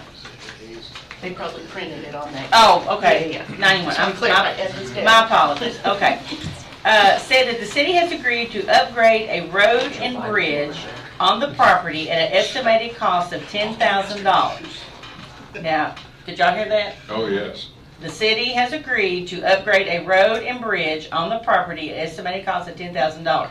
Once the road is brought up to specifications, the county has agreed to maintain it. Nearby Grace Baptist Church will be able to use it. Judge, does this go contrary to the attorney for the city's comments? Okay, hang on, because Julie has some information that you all need to hear. Okay. This is very complicated, and there's two pieces that you need to know. The fiscal court was never asked to take over the road. I went back to 1990 and read forward. Officially. There was no action presented to or action taken by the fiscal court. That's the first thing. The second thing is on the plat that was filed in 1991. It shows a clear line where the road ends, and it's about 40 feet past the bridge. The plat that was filed in 2010, so on the plat in 91, there was not a dedicated road platted. It says end road about 40 feet past the bridge. In 2010, a plat was filed, and it shows that road as an easement, Filed by not a who? road. The 2010 was filed by the Wilsons, and the 1991 was filed by Sherry Long. And that's who the conditional use permit. So the problem is that there's no plat to show that it's a dedicated road all the way to the fence. Doesn't mean it can't be done, but it hasn't been done. Right. And that fiscal court took no action, was not presented anywhere. The only conversation about the sludge farm that I could find was in April 24th, 1990, where the residents of that area asked the fiscal court to write a letter to halt the sludge farm project until the residents had a chance to put feedback in. From that point on, there's never been anything before fiscal court. You were not asked to take the road. So for 30 years, it's been sitting out there unmaintained. And I'm not even sure it's an official road. That's where we're kind of, we don't think it's even a road. We would need a plat showing as dedicated public right-of-way in order for it to be accepted and then maintained as such. Because right now it's a private access. Our county road department does not maintain it. They don't push snow on it. They don't do anything. It's not on the state's, the bridge is not on the state's bridge list. Director Johnson, do you have any other comments you want to make about that you No, heard? not at all. Okay. We've talked to Dwayne Campbell, who was the former county engineer. We have spoken to Tony Wilder, former judge, which it was not during his time. It was actually under Mary Pendergraft's time when all this came about. So that's where we're at today. So the decision before the court is whether you all want to adopt this as a county road and start maintaining it, or leave it as it is. Without the plat, without a plat saying it's a dedicated. That would be my opinion. But that's a Is that you- procedural issue. I'm with Yeah. Magistrate Cullen. That's the very reason, with my familiarity of problem bridges in my district, if we adopt this road, we're talking about a very significant cost for a bridge. No, it's not a big bridge. It doesn't matter. Judge, help him out on that, the cost Well, wise. apparently we're gonna spend $150,000 on something else, so the bridge is, what, $250? Well, Roger, you got it? He's about right on. Okay. See, I'm about right. About right. I said about right. Magistrate Gatt, Make you sure have they your get some hand up. notes, Tina. I'm They're about gonna right. start racing. Yes, It's your fault. First of You're in the all, city, I don't wanna hear it. I empathize and sympathize Yeah. with your plight here. I do think this is a City of Danville issue that they need to finish up their part of this project, which they may have at one time, but now it's 30 years later. Because to me, it sounds like this is basically a private country or farm road at this point in time, is basically how it would technically be defined by planning and zoning. So I guess what I'm trying to say is that I'm not opposed to the county accepting this road and bridge when it is brought up to, when and after it's brought up to our standards that we accept In 1991. roads and bridges. Julie, correct me if I'm wrong, we found out that the city did The city did pave it. pave it. They paved it to the standards 30 of years. 1992, Yeah. which was a 20-foot Which ride. is when it was all going on, so they asphalt did road. They do did it. their due diligence. Which is an affirmation of their accountability. bridge on it. was But we never- were just never asked to Right. adopt the road And the road's officially. not platted. And that's it's the not other platted. So who were we waiting to be asked from? The city? Well, I would think it Officially? should have been the city would That's have what I- said, okay, we've We're done sharing our, on. whatever. It's, We're sharing there's on. just no record in any fiscal court minutes And we that can't, this was ever discussed or ever, I'm saying this, but we can't go by just what the advocate messenger said. no, we wanted to go by our fiscal court minutes, and that's Right. where there's No, no, we don't have it. Anything that mentions bridge, that the bridge needs to be fixed by the city, no, it's, the road needed to be brought up to standards, right?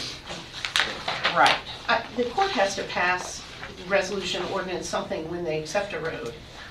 And I couldn't find that in my research. And so that's where I think there's some legal things that we just need to take care of. If you want to take the road on, let's do it. But Yeah. we got to make sure we do it the right way. The right way. Right. It's up to you, My but I motion want you to know that Yeah. we were never asked. Now, that doesn't mean that Dwayne wasn't in conversations, but the body of fiscal court was never asked We to just don't take have this any road official in a record. fiscal court My- meeting. to My approve. conversation with Mr. Henson Yes. said, I have been asking Dwayne about this for several years, and his 2 cents to me always was, it's a private road, we didn't accept it because the city didn't do what they were supposed to do. That was always pretty much the summed up conversation that we And had. I believe Then they we did. have- Then we found out that they I actually believe they did. did. I mean, they At the paved time, it, whatever. At the time. So We let's, have a road that is in ill use. Yeah, it's And terrible. lots of people use that road and it's in our county, so we should do your thing. Let's In the vote. 91 plat, there is a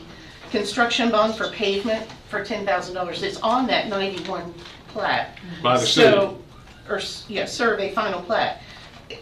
So they did, and the bond's been released, because planning and zoning doesn't have the bond. They wouldn't release the bond if the work wasn't done.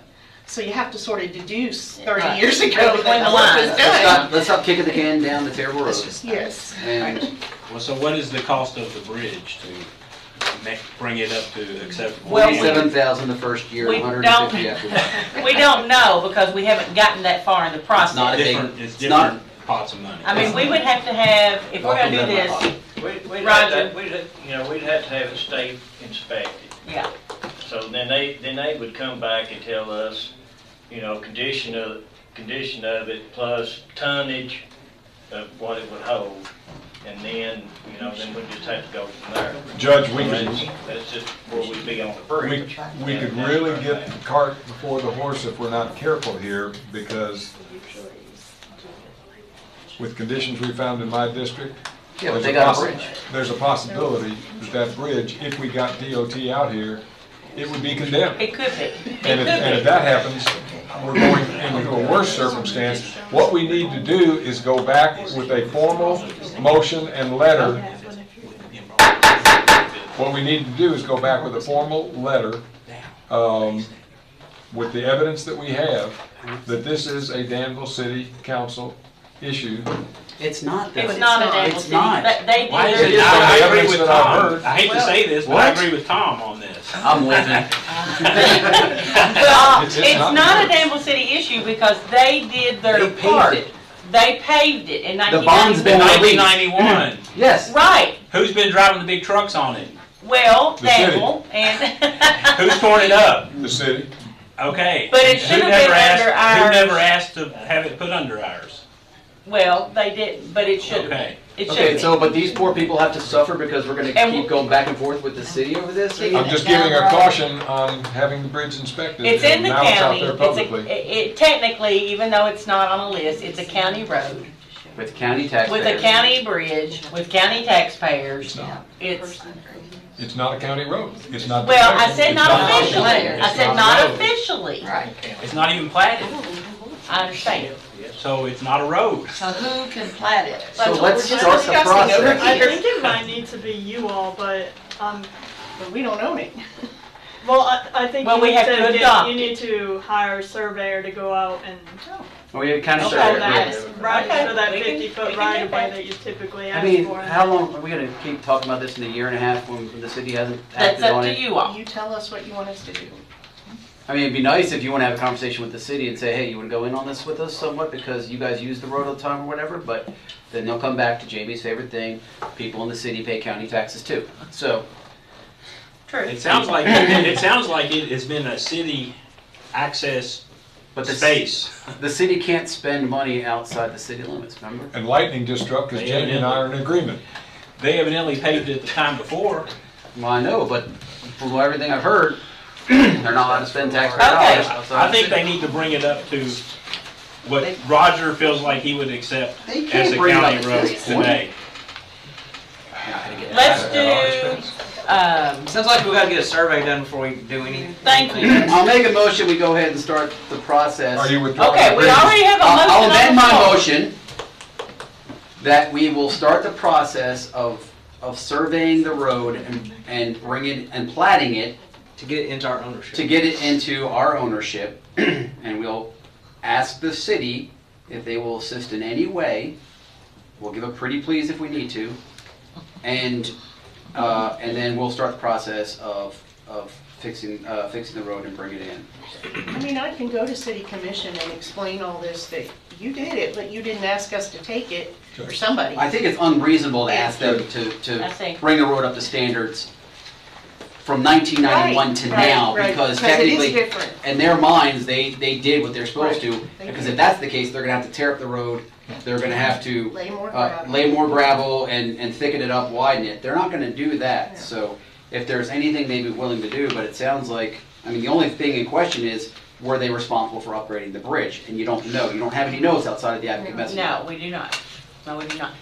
Sheriff Bottom. That was my motion, by the way. If it helps at all, the city annexed all of the end of Stanford Road and that major intersection there in Apex Plumbing, if you all didn't know that. Yeah, the annexation goes right up to the columns where this road starts. Yeah, and then it becomes the county's. Judge, Yep. before I second that motion, could you give it back to us, Katina? Mhm. Could you give it back to us? Jason? Because You mean to there were some repeat it words again? that I would amend. What you got, right? Well, I just. Okay, so here we go, once again. My motion, I'm correcting my motion, that amending it, thank you. Tired of talking about it. My amended motion is that we will start the process of platting the road and seeing what needs to be done to bring it back and have it under the county as a county road. How about that? And I would second that if the offer of the amendment would amend that to say that we would consider county taking over the road. That's not my amendment, though. Then I can't support it. Okay, then who wants to second? I'll second. Measure Cook. Thank Okay, you. Measure Bogert, we have a second. The legal implication there, Judge, is that we would Dude, do it. for as many roads as we It's fix in in the your county, district, of these it's- little, yeah. small roads, But I want to go cannot believe back you're 30 arguing. years and get the city involved, and if we take that motion with the affirmation that we're going to do it's it, less than a mile. And it Well- sounds like it's been kicked around for Yes. 30 years. Measure it's not Ellis, the road I'm concerned We've with, got- it's the bridge. this is, it's not to this extent, but it's almost the same as Rice Clark Bridge Road. That Exactly. was, I mean, it's pretty much the same thing, I understand. as that one, Exactly. and we will now be taking care of it. Yes. On behalf of our taxpayers. That same taxpayers that took care of your road. And that's my point. We're, For we're two almost people. underwater already. We've got a church, All the vote. and we've got 3. Oh, I respect that so much. Okay, great. That's the poignant Let's do it. circumstance of the And we whole did an thing. emergency. Okay, one for we you. have a motion and a second on the floor. Just a question, real quick, because on that point, is there emergency funding available? for It's this? possible. It's possible. I We don't can't even know if the guarantee. bridge needs redone. We don't even know until they come and inspect it and tell us, Till we you pull know. up the city's metal plate that they put down 20 years ago. So do you Yeah. want us to go ahead and get the bridge inspected as part of this? That was part of Jason's motion. Okay. What I'm concerned with there is they can shut down your church services. You need to. Well, if Okay. it's not safe, then it should be shut down, okay? I just And wanted you to understand let me that. stress this, okay? I am a registered professional engineer with the state of Kentucky. I'm not a civil engineer. But the first priority of a professional engineer, or anybody even in the court, should be public safety. Okay, we can, and so if the bridge is unsafe, then I don't want to drive on it. No. If the bridge is unsafe, I don't want the city of Danville driving on No. it. If the bridge is unsafe, I don't want people who go out there to get mulch or whatever when they line up from one end of the road to the other. Yeah. Or the residents of that road that like to use that road for whatever reason. Whether it's, I see kids walking and running and riding bikes and all that. So public safety is my concern. It's first and utmost. Right. That's really the issue. Public safety for taxpayers, right? Public safety for all. public. For all. Yeah. But I'm saying those people out there are taxpayers Absolutely. that deserve to have safety as well. Right. And we're getting into tent revival season, so if you need to shut the bridge down for a little bit, we'll get some tents. Yeah. We'll be good. We'll figure it out. Maybe we'll take the art. How about Okay, that? we have There you a go. motion and a second on the floor, and I cannot repeat the whole motion, but it is to start surveying the property and getting the bridge inspected Platted. and platted, and then we will discuss taking it into our county road list. That sounds good. That sounds And we good. have a second. All right. I think we've had enough discussion. Yes. All those in favor of the motion signify by saying aye. Aye. Any opposed, nay. Record me as pass. Magistrate Ellis is passed. Upstanding. All right, motion carries. Great. Thank you very for much. being here. Thank you. Thanks for the work for the time and for listening. And if you would, keep me up to date on any progress Yes. or if there's any. Do we know questions. how many homes are back there? 3. 3. Plus the church. 3 plus the church. And the city's Sludge fund. Sludge fund. Yep. Thank Oh, you. I know, Lots I've of been traffic out there. Thank you all very much. Thank you. You all have a great day. Thank you.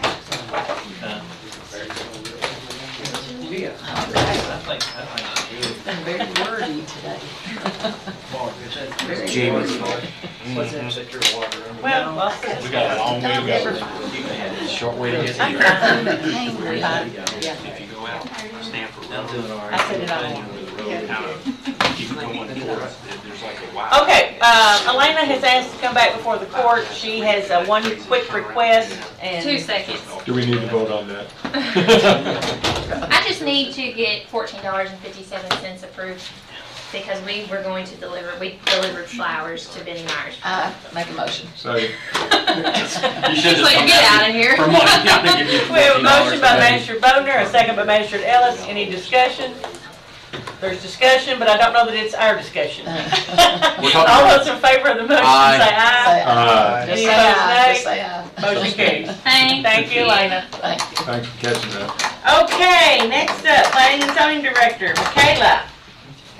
We've got map amendments and text amendments. Yeah, are we proceeding with the text amendment today? No. I didn't. I mean, I want to talk about it. Okay, I'll let you lead that discussion. I didn't know where we landed on that. Okay. So for the map amendment, this is for 175 KY Highway 2141. So this is on the southern side of York Lane. And it's for a map amendment to rezone 9.17 acres located there from agricultural to single-family residential R1A. The Planning Commission did recommend approval of this zoning map amendment in regular session on February 28, 2024. So this property is split between Lincoln County and Boyle County. So we are just considering the 9.17 acres within Boyle. And it's basically just a proposal by Hidden Springs Properties to do a single-family residential subdivision.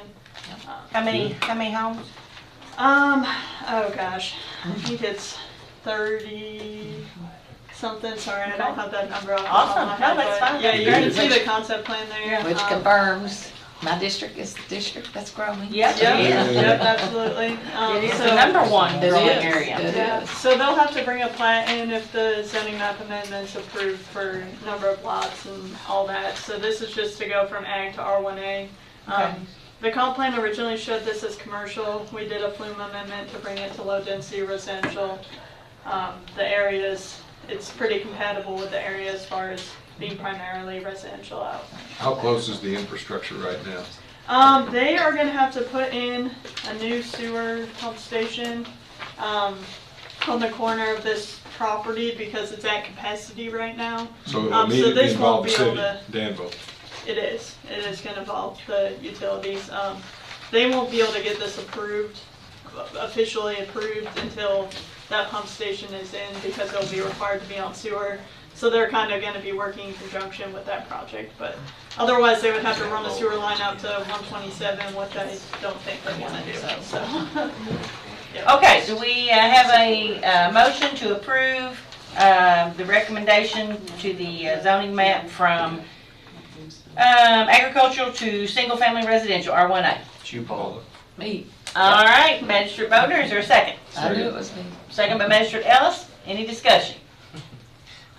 All those in favor of the motion, say aye. Aye. Any opposed, nay?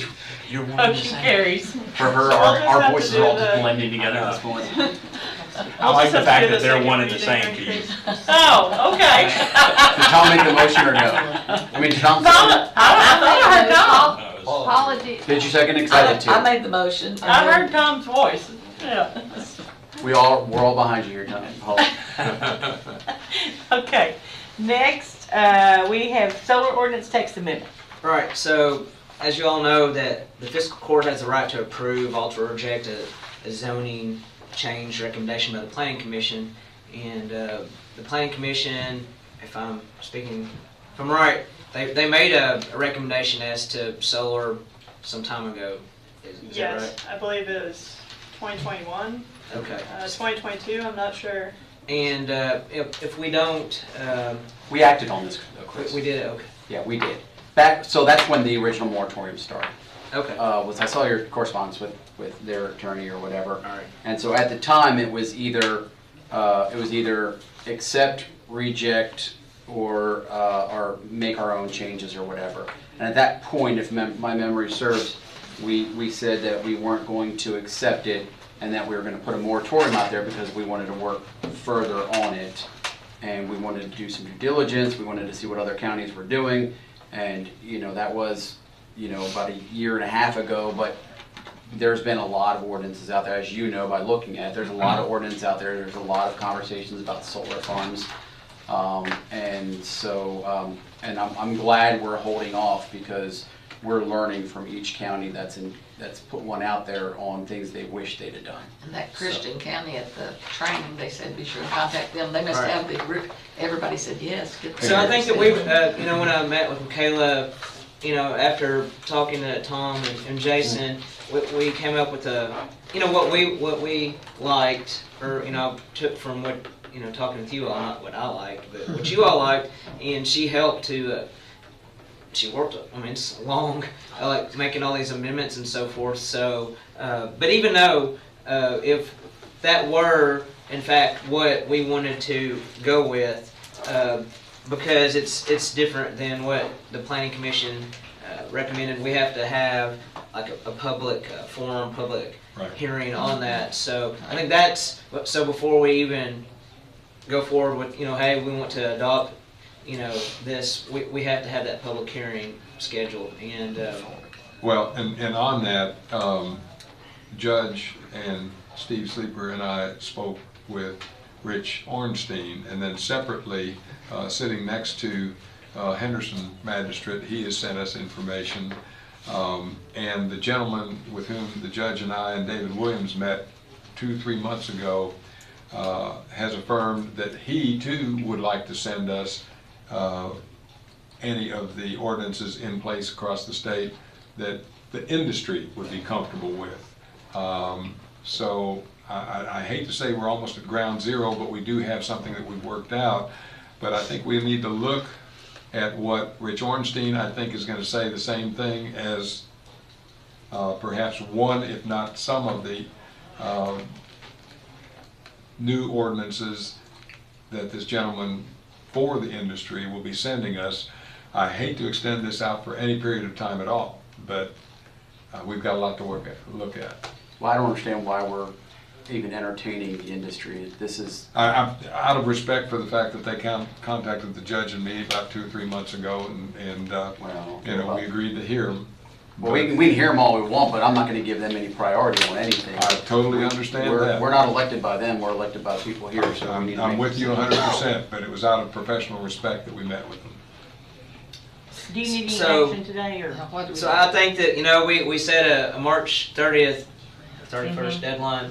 So obviously, we're not gonna get there. I don't think so. I mean, I like, what Mikaela and I, It's good, yeah. when I brought your suggestions and so forth, and kind of looked at a lot of what Mercer County had, but we did look at probably about 15. I mean, I looked at all these other ordinances on solar from other counties, and took some, amended some to, or made them either greater or less, and so I think that we definitely did use our due diligence in that, but How about we extend it for 30 days? I don't think that's going to be enough. You don't? 90 days. You'll need to do 90 2 days. readings. Yeah. Oh, I think it's gonna- Requires 2 weeks notice. 90 days, okay. Can At we least. get the Christian, they said they had litigation and theirs. That's why Yeah, I'm what's saying. the- Training, they said What's the theirs. county? Christian County. Christian County. Okay. And they have the, I mean, Rich Ornstein even said, I think it was he that said at the training that Well, theirs yeah, is we're the around. like If gold we standard because agree, it's then we been can- proven through In litigation. that time period. They had their litigation. Okay, yeah, I'll absolutely take a look. I've got a Maybe get number, their I plan sent as it well. to Chris, the number for their Right, county. and we can come back earlier Yeah, that'd be than great. that time. Judge, I'd ask you to hear what Paula just said. I'm sorry, Magistrate Wagner. That's okay. Christian County, at the training we just came from in Lexington, everybody kept saying, contact Christian County. They've got like the gold standard that went through litigation and came out okay. That's a critical point. And so they said, be sure and give Lincoln Foster, which I sent to Chris, let's see, Lincoln Foster, Christian County Attorney's number because he can Yes, you help do. us. And I've got it, or Chris has, I've got it, and I've got it here before you leave. I'll give you that Okay. number. Yeah, that'd be Too, that way you all can look into that. Definitely. Yeah, I can give them a call. All right. So we're not taking any action today? I guess my As far one as point would that.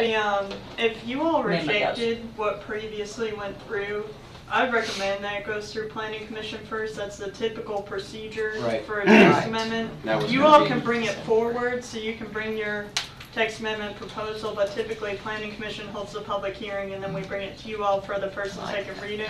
That doesn't mean you can't make amendments from what Right. planning commission does, but because we rejected what's already on the table, that'll just be my recommendation, but it's your all's decision, so. So I'm going to go ahead and make a motion that we extend 90 out the days. moratorium for 6 months to give us plenty of time, 6 months. starting April 1st, 6 months from April 1st. And I second that motion.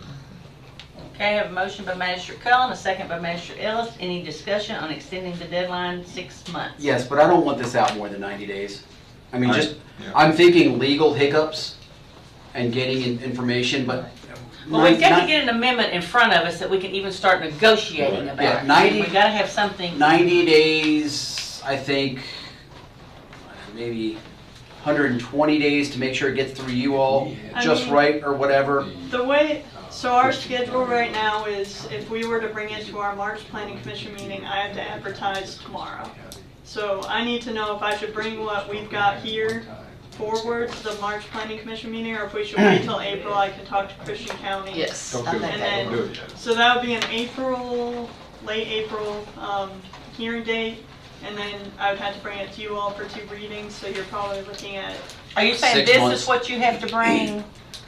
Is What's this what that? you have to bring before planning and that's what zoning? I'd have to bring before planning and zoning. But And if you look honest- at Christian County, it might change that somewhat too, so let's do the Right. April, I like that better. I like that too. Okay. I like Well, that. yeah, exactly, but I still don't want to push this too much further. No, I we need think you're to looking get at a something June We do. date. is Reading- in front of us. Reading this is, I mean, this is a lot like what we talked about, and this isn't too far off from what the planning commission originally sent to us. We had, No, it has added language about decommissioning that wasn't included. I don't think planning commission wanted to see that, and I changed some of the setbacks. I know the decommissioning is gonna be That's really important. It's That's monstrous. the big- it's that's extremely the important, but I don't think the biggest- planning and zoning is gonna want to have that in there. because there's a lot to that. Well, you have. Yeah.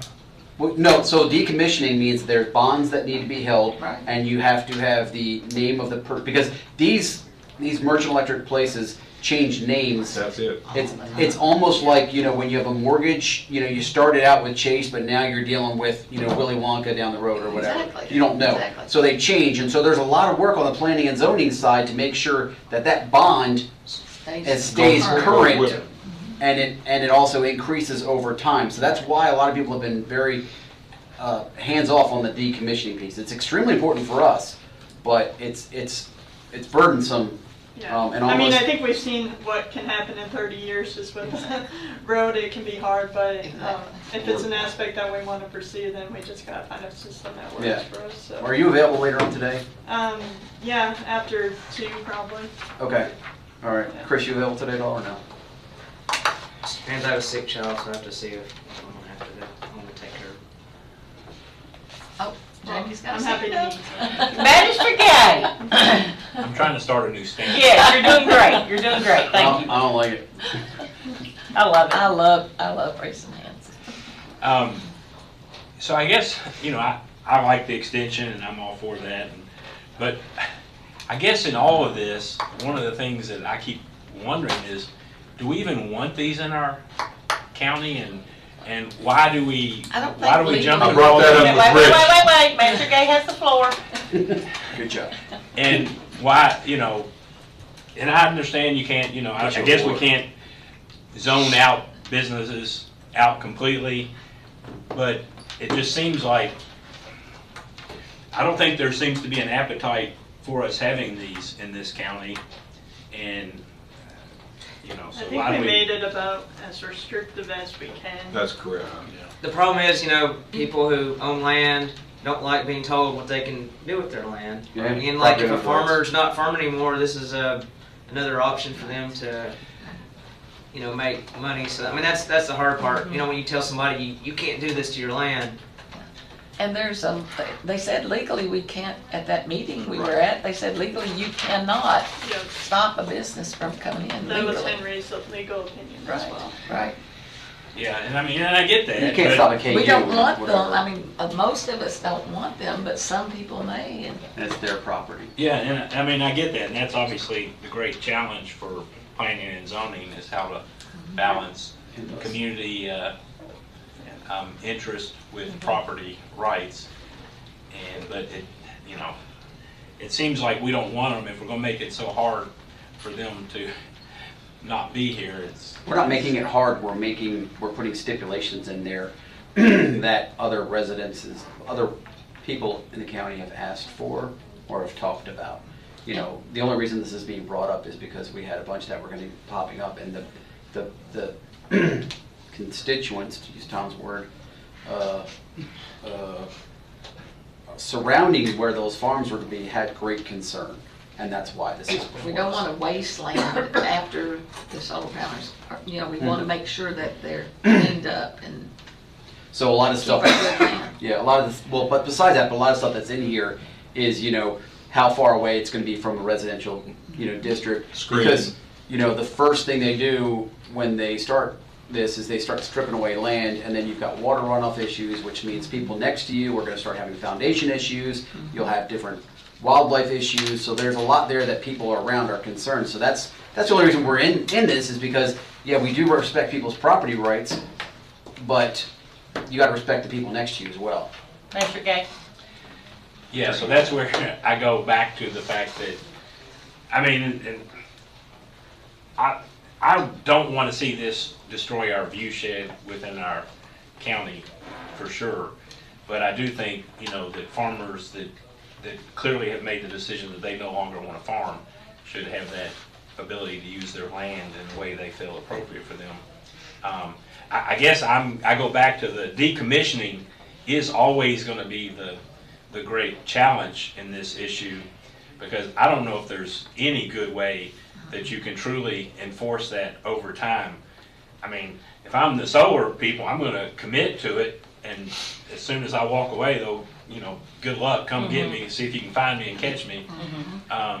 But so it's always going to be the challenge of that process, and so you know, we can put all of that in, and I think we should, but you're never gonna be able to. One thing that they have is like you revisit it every so many years, so that kind of holds them to it. It's just don't you say it from the get-go, then you don't talk about it for 20 years, you know. So I think that kind of holds their feet to the fire a little bit.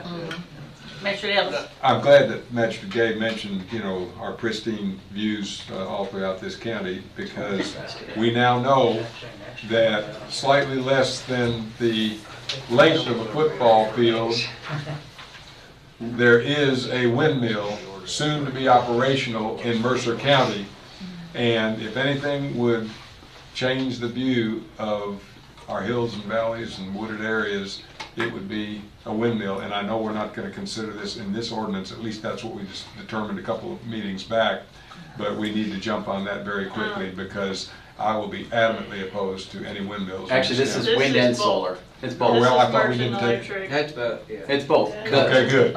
The actual, it's merchant electric generating facilities, which is wind or solar generating facilities. Okay, I know we talked about it, but I thought we were going to strike that. No, good. Definitely not. Magistrate Slater. I was going to say, we need to be really strong in this, because in the training we attended, one person brought up the fact that a landowner had been approached 30 times by solar companies. By 30 different solar 30 firms. different, yes. Yeah. 30 different, yeah. So you've got a government contract, and so everybody's gonna be like, okay, I'm gonna try to get this contract and spend as little money as possible if I can pocket the rest. And so that's why there's so many of them out there right now. So what I would like to see is the actual ordinance that we are going to be considering as a court. So Well, with 30 presented days, we could probably. What you're going to To the see, court. what you're going to see is essentially what we have here. It's in the packet. Yeah, the packet. Planning and zoning is going to present something identical to this, with or without our changes that they'll present. And then from there, we'll vote on it. And make our changes? And, Well, well, we have made, I mean, yeah, I mean, technically. Okay, but we're talking about looking Chris at has already another worked on it. county's ordinance now. Oh, I see what you're mean, saying now. I'm sorry. You want to Yeah. see the ordinance. Yeah, if I make any changes, then I can send out an update. I mean, Well- I'll send it to Chris first and Henry for any comments, and then send it to you And all. let's, I mean, Because if he's gonna make changes based on Christian County's ordinance, then. right, well, they've never seen it yet, so like, we can make changes to our changes before we send our changes to them. And hope they parallel. Okay. and let's, I mean, Chris is the county attorney. Yep. He's been researching a lot on this Yep. over the last year and a half. He's put in a lot of work. Mhm. You know, he may not have the legal credential that Tom has, but he is a pretty good lawyer. So I'm going to say that I know he and I have talked lots on this, Yeah. and he's researched lots of different ordinances already. So Right.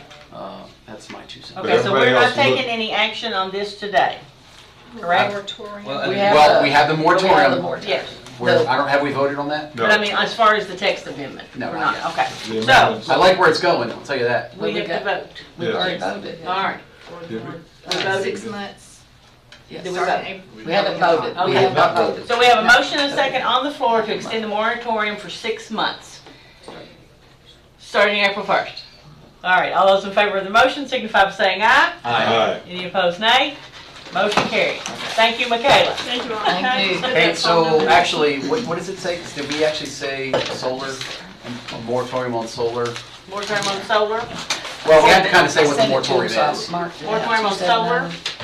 Well, On merchant solar 4114. facilities. Well, then you got to say when. I sent it to him, so I marked Well, it okay. out. What they Permits the, Well, no, we don't, because it says merchant, Okay. yeah, merchant electric facility contracts. prohibits permitting or undertaking new merchant electric developments. So is that 10 megawatts or more? Hold on. I guess it's what we. Hey, Mikaela, let's talk about that Okay. later. It's what we Later? define.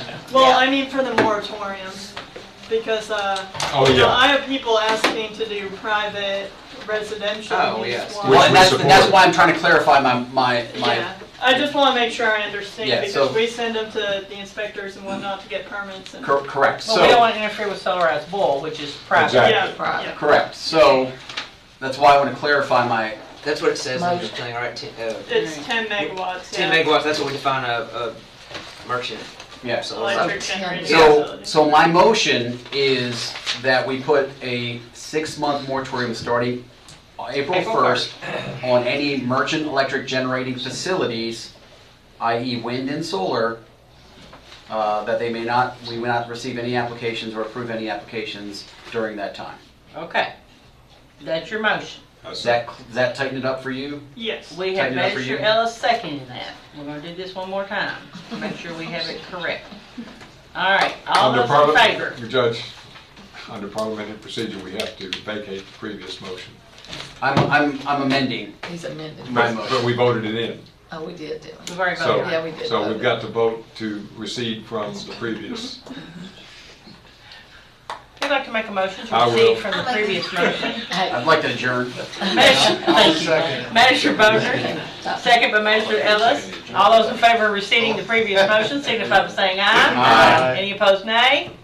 All right, Magistrate Cullen, will you please restate your new motion? My motion is that starting April 1st, we have a moratorium on merchant electric generating facilities that are wind or solar from applying or being approved in Boyle County. For For a period of, For a period of 6 months. I second that motion. There's a second by Magistrate Ellis. Any discussion on that motion? All those in favor, please say aye. Aye. Any opposed, nay? Nay, that's good. That's good, I voted aye. Motion carried. Thank you all. All right, thank you. I'll come by after too. Woo! Where are we at? We're up in Boyle County Jailer, Brian Woodford, budget and Overtime. other stuff. Judge, if it's all right with you, can we do the policy change first, since it's the easiest? Sure, whatever I'd you. like to hear that. So, I need the fiscal court to approve the changes in our policy. So basically what we did is we changed our safety search policy to fit more in line with CAECO's wording. So we just kind of changed some wording on it to follow what they recommend. Everybody, please pull that up, Judge, and look at page 1. Do you have it with you, Brian? Yes. Page 1, G, delouse treatment, hygienic shower, a sanitary shower, including delousing application required by the arrestee. I think that should be required of the arrestee or required by the jail. Because he's going to say no if he has the option of saying, and that's what by says there. No, it's saying that the arrestee has to have the shower before he goes to general I population. know it does, but it doesn't say that when it says that he has control or she has control. If it says required of them, or if it says required by the detention Yeah, I center. see that required by the arrestee. Yeah. No, I don't want it. Get away from me, Brian. That's what they would say. We will change that. Okay. So with that amendment, I Hold on. make motion. Where are we at again? G, Just under page one. Under definitions. 3G. It reads, a sanitary shower includes delousing application required by the arrestee before being placed into general population. The clear would say required by the detention center. That would clarify as Just to where take no by one. the arrestee out. Required before arrestee being placed in general population. Take that As long, line out. as long as he has or she has no Yeah, control. just say, Required How about of, includes delousing Of application of the simplifies. inmate? yeah. required of arrestee. And that's the easiest one. We'll do that. So we're replacing by with of. So I'll make a motion. I mean, that's just a definition is all it is. It's It's not, just the it's definition. not the commandment, it's the Right, definition. it's just the definition. I make a motion for acceptance. Have a motion by Magistrate Ellis to accept, hang on, annual policy and procedure. Is there a second? Second. Second by Magistrate Boner. Any discussion on the remainder of the agreement? Seeing none, all those in favor signify by saying aye. Aye. Any opposed, nay? Motion carries. I don't see any kind of signature thing, is that? No, it's just, I just have to have You just add approval. this to your. Yes, we'll go make the corrections and we'll add it into our policy and procedure. Gotcha, But it has to, our policy and procedure have to be approved by fiscal court. gotcha. All right, now we're up to the budget. So we're up to the budget. So Table it. so basically we had $140,000, I think it was a shortfall. We cut 115 out. And then I'm gonna be giving, instead of $20,000 at the canteen to go toward our 24/7 medical, I'm gonna do 25. We also removed a vehicle, which was a $60,000 vehicle to kind of help with the shortfall. And then we're removing 2 full-time employees. So on the vehicle, I'm eventually gonna need one because the Ford Fiesta, it was there, Barry, National Jailer Harmon, when he was jailer, purchased that vehicle, was recently in a wreck, and they totaled it. But I went ahead and... The Fusion? Yeah, Fusion, that's the one. And so... With the cage? Yeah. No, this is the different one. Oh. This is the older one, the boxier one, square, this is older. So I went ahead and told them to fix it because I have to have a vehicle. And the reason is, we use those vehicles for medical runs, especially if they have to go to UK, because you cannot drive one of those big vans.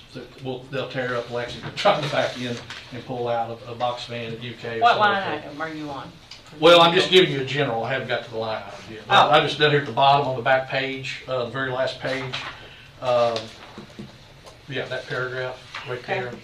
So we removed it, and then like I say, we've reduced our line items, made some cuts. You know, the big thing right now is building maintenance. Every day, I know you all heard me say this before, but you know, every day I go in, I'm like, what's broke today, what's it going to cost to fix? Coming up, I do think we have, and hopefully it'll go in on this budget, I think we'll be able to fix the roof, the drain that goes down between the 2 cells where the building is settled is broken and it leaks. So we had to seal it off to keep, that's the only way we can fix it. And then every time it rains, our maintenance guys to go up to the sump pump to pump the water off the roof. But we found a company that can actually, they ran a camera down and they can actually put a sleeve that'll run down the pipe in between the 2 cells and then go into the drain the way it's supposed to. So we're going to be looking at that. But, so this is pretty much our budget.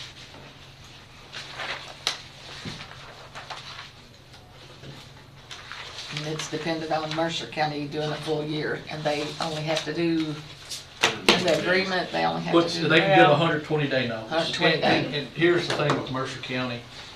Yes, they might be able to find another county that'll do it cheaper, but by the time they add in their travel costs and expense, I don't think they're going to save that much money.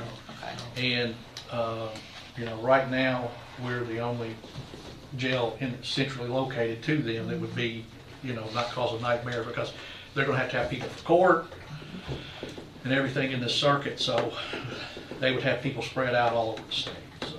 A lot more employees, a lot more having to pay for their retirement benefits, for vehicle mileage, gas, they're going to have to run 24/7, you know, just not bringing them to take to different jails. They'll have to have more. So I think it's a good contract for both. They're still going to save money, even if we don't build a jail. You know, I hope that's not the case, but even if they don't, they're still going to save money on what they've been paying. Yeah, and so that was something that was discussed through the Finance Committee's budget process. Part of this review is the concerns about the Mercer County contract and what that's going to do to us. I think if you'll notice that other than the COVID year, we pretty much, we generally come into the good in the jail budget versus actuals. And by looking at it looks like it's approximately $1 million. Like $1.3 million a year. So we feel good about it, but I think it's just important that the court recognizes that, like we talked about with fleet management, we are going to be establishing kind of a new history this year, and so budgets and actuals will be starting anew kind of from this point forward. It's a test year. This will be the test year. It doesn't matter because we can pull money from wherever. And this budget doesn't matter. And the thing is too, if something happens to leave, there's nothing stops us from, other counties have reached out to myself and I think also the judge interested in us housing inmates. So we could always partner with another county. Kick the state ones out, we got a lot more room. Here's the good news. As of our meeting on Monday, and I shared this with Magistrate Ellis, I can't remember the House bill number, but it's. Was it 12? I wrote it I think down. it's 12. I didn't bring that paper with Yeah. me. But the state, it will pay, so they'll take our budget, and whatever it costs us to house an inmate, that's what they're gonna pay us per day, plus all medical, if House Bill 12 goes through. So please call and talk to our senators. We want this to pass, because that's huge. And then We the would other be thing virtually is, doubling.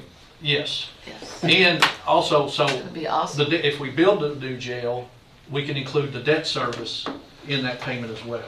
So that also, they take the total budget, and then that's how they figure out what it's costing us plus the medical, which is huge, considering where we've been for the past 25, 26 years since they built that jail. I make a motion, we approve the budget as presented. Second. Have a motion by Magistrate Gay to approve the budget as presented, a second by Magistrate Ellis. Any discussion? I have one question. The Mercer contribution, $475,800, that's from April 1 to June 30th, correct? That is on 45580, second page. Right above subtotals. What was that number again, Judge? I'm sorry. 45580. 45, okay. I think so. That would be a Darlene question. Okay. To verify. But it would start April 1, that's when the new budget starts? The new budget, no. My budget has to be approved by KRS by April 1. Right. Our new budget starts July 1. Yeah. Same Okay. as everybody else. Then, I don't understand why we would have contribution for Mercer in there.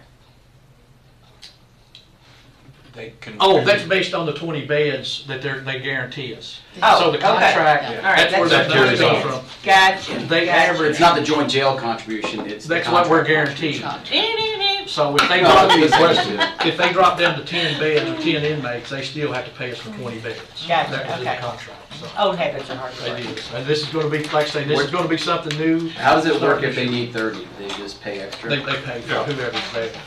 Same per diem. So, I figured it out. We figured it out. I was gonna say, yeah, it's their payment in. From the 20 based on beds. 20 beds. 20 Number of beds. beds, okay. Guaranteed 20 beds. All right, we have a motion and a second on the floor. Any other discussion on the jail budget? All those in favor of the motion signify by saying aye. Aye. Any opposed, nay? Motion carries. So you've got everything you need for your April 1 date. Yes, this is it, so everything need to be turned in. And then the other one is also on Class A and Bs. There's some changing, and the wording keeps changing on this, so any of this could change between now and when they pass it. But they're looking, that we proposed, the Jailers Association proposed a $30 million set where they would pay us after 60 days. So on the 61st day, they would start paying for Class A, Class B, or the date of indictment. So if they were indicted before then, it would kick in, and we just used a $30 million. It would be more than that, but this gives them 2 years for the Department of Corrections to track on it. So that's going to be, that's changed. So they're looking at, we would house them for 60 days due to the fact that there's so many court proceedings going on with that first 60 days. Then after that, they would be taken out of our facility and put behind a state. In a state penitentiary. I don't know how that's going to change, but that's going to affect our budget too, because one, we're not having to cover the cost, but if the other one passes and they're going to pay us, I'd rather have them there and then they pay us. So please support that when you're talking to our reps and our senators, because this will be not just big for Boyle County, but the other 78 jails. And Brian, the good news about our state inmate. Oh, the one that was cost us $100,000, we've got him up in Ohio now. So we're not having to cover that bill. Right. That all you have? That's all. 12. House Bill 12. On construction, that's on construction. Is that right? Oh, I don't know. I've got Wasn't 283, was the it? 12 it might be the moratorium they might pass. 283, is that the one you're talking about? It could be. Okay, I just want to make sure we're lobbying for the right. Well, and then we're against House Bill if it's 12 on the moratorium on building, where you'd have to build a regional jail. That that's, nobody in the association is for that. Okay, and then 283 you said? Hold on, I'm looking at, he sent it to us. I've sent a couple emails with that in there, Okay. with the right number. So please, as you know, Judges Association, Magistrate Association, please support those, because that. So, quick question on your budget. Is this include a raise for your staff, or? All that, the new healthcare costs with having the family plan and the new raises and everything, that's all in this new budget. Not COLA though, we're talking about, Well, we did a We two, did COLA, we did 3% COLA. 3%. I Yeah, think it's on the back page. It's on the back page, yeah. you missed my rant the other day. COLA is not a raise, it's a cost of living adjustment. Right. I agree. So to not get back where we were before, each year, these should have some sort of raise system built into your budget where they're going to get a raise. Well, and it can't just be COLA, and the health insurance isn't it either. I would like to do a step program, years of service. So if you look, say, okay, I'm going to be here 5 years, and if I stay a deputy, this is what I'm going to be making. Or if I promote to corporal sergeant, this is what I'm going to be making. It's not in here, right? Not on this one, because this is a test one. I want to see, we wanted to see where we're at first. Plus, that insurance was a huge Yeah. raise. I mean, that insurance is. It's not. It's a fringe benefit. It's a fringe benefit. It's a but benefit, but it's not a huge raise. Well- It brought us to the playing field with our competitors is what it did. It really was not a raise. It was like, okay, how do we keep our people? Yeah. It's not like, okay, this is the industry standard right now. No, put your hand down. So you as the jailer director have to put these in your budget to make sure that you have money to give them raises and not say, well, fiscal court won't give me any extra money. Y'all need to make sure that your people have the money in your budget, because the health insurance wasn't a raise, COLA's not a raise. They do a hard job in there. I mean, it's... And I agree with what you're saying, but this year we didn't, because they just received the new raise, and a big raise from 15 to 18. And this contract is changing from, we no longer have a partner, we have a customer. So I want to make sure we're fiscally responsible with what we have. I appreciate that, but I was at Subway last night with my family, and I spent $9 on a $5 footlong that was only 6 inches. All right, so the cost of living is increased. They're paying a lot more for everything. It's not going down anytime soon. So especially this year, you need to make sure that you're fighting for your employees to make sure that you have the ability to say, you know what, here's some more money. Okay. I don't want to come back 3 years and hash this all out again. But I'm going to do that on next year's contract, because we did it in the middle of the contract this year. Yes, we did. So to get that, and I appreciate you all doing that for them. But again, that was not a raise. That was bringing them up to make sure that the state's not stealing your people, right? Right. Market adjustment. Yeah. Mr. Gay, you are setting a great example for your coworkers. All your time. Now it's his. Mr. Gay. Is he one of our city guys that's going to start asking the city to And he thinks I'm a filibuster. Contributing into the jail budget? Is that what he's going to say? I hope so. Okay. I lose my train of thought. It comes and goes. How you been, Brian? You been pretty good? But again, and this is one point where I don't disagree with Magistrate Cullen, with Magistrate Cullen's emphasis on our pay rates. And again, that you all heard, my mantra has always been that we're market competitive. I just hope on all of these, so we don't have to continually have this speech on loop, is that we agree that our HR director is tasked with creating our step, raise, pay, grade system program, and presenting that to us. But there's no good. He doesn't have any money in a budget to say, okay, you should get this raise. Budget year, but that's part of the process, and so I hope we can all agree that that's what Did we you have pay him influence on this to budget? do. I'm sorry? Did you have influence on this budget to say, hey, make sure you keep some money in there for raises? No, sir, I didn't. That's my point. Well, and I understand that, I appreciate that, but we were so far behind, and we're going to be that way in 2 moved years. them so far ahead, it's hard to do it all at one time. So that's why I wanted to skip not this year because we just brought them up to 18, plus we gave everybody a raise across the board that's been there, so they didn't fall behind somebody starting today, you know, been there 3 years. So I wanted to give it a year to see how this budget works, and then we will start that process. So what I agree with you. What Magistrate Cullen is saying is next year's budget, he wants to see a raise for the employees. I want to see something, again, with you what I've got for. we don't have to spend it, but the money's there, but we don't have to shuffle for it later to say, I can't give you raises because it's not in my budget. Right. And listen, I'm never going to argue against you I know giving you're- my people more money. I know you're not, but you've always talked about this overrun. If we have an overrun, well, if we have an overrun of 400 people in our jails again, like we did before, dang it, those people deserve a little extra money. And if it's not there to give to them, we're going to look like schmucks. So, Got it. future planning. We got it. Did you All raise your right. hand? Thank you. Huh? Did you raise your hand? No, I raised my voice Keep instead. doing that though, because he's going to catch on here. Oh, no. All right. I have a feeling she's Are going to you sit next to her Good. next. Thank you all, appreciate you. And remember, Thank you. please call. It's Senate Bill 283. 283. It's Not 283, I House have bill. it, yeah, Senate bill. Senate It Bill. has been accepted into committee at the House. 283. Wait, you're on a Senate bill? It's Yeah, it's a Senate budget, bill. because it's a budget bill. Oh, yeah, yeah. So, please call and support those. I'm not support, you don't even support giving raises. Wait my muffin here in a minute. Okay, next we have County Clerk, Casey McCoy. Fourth quarter report. Hey, how's your raises looking? It's up to him.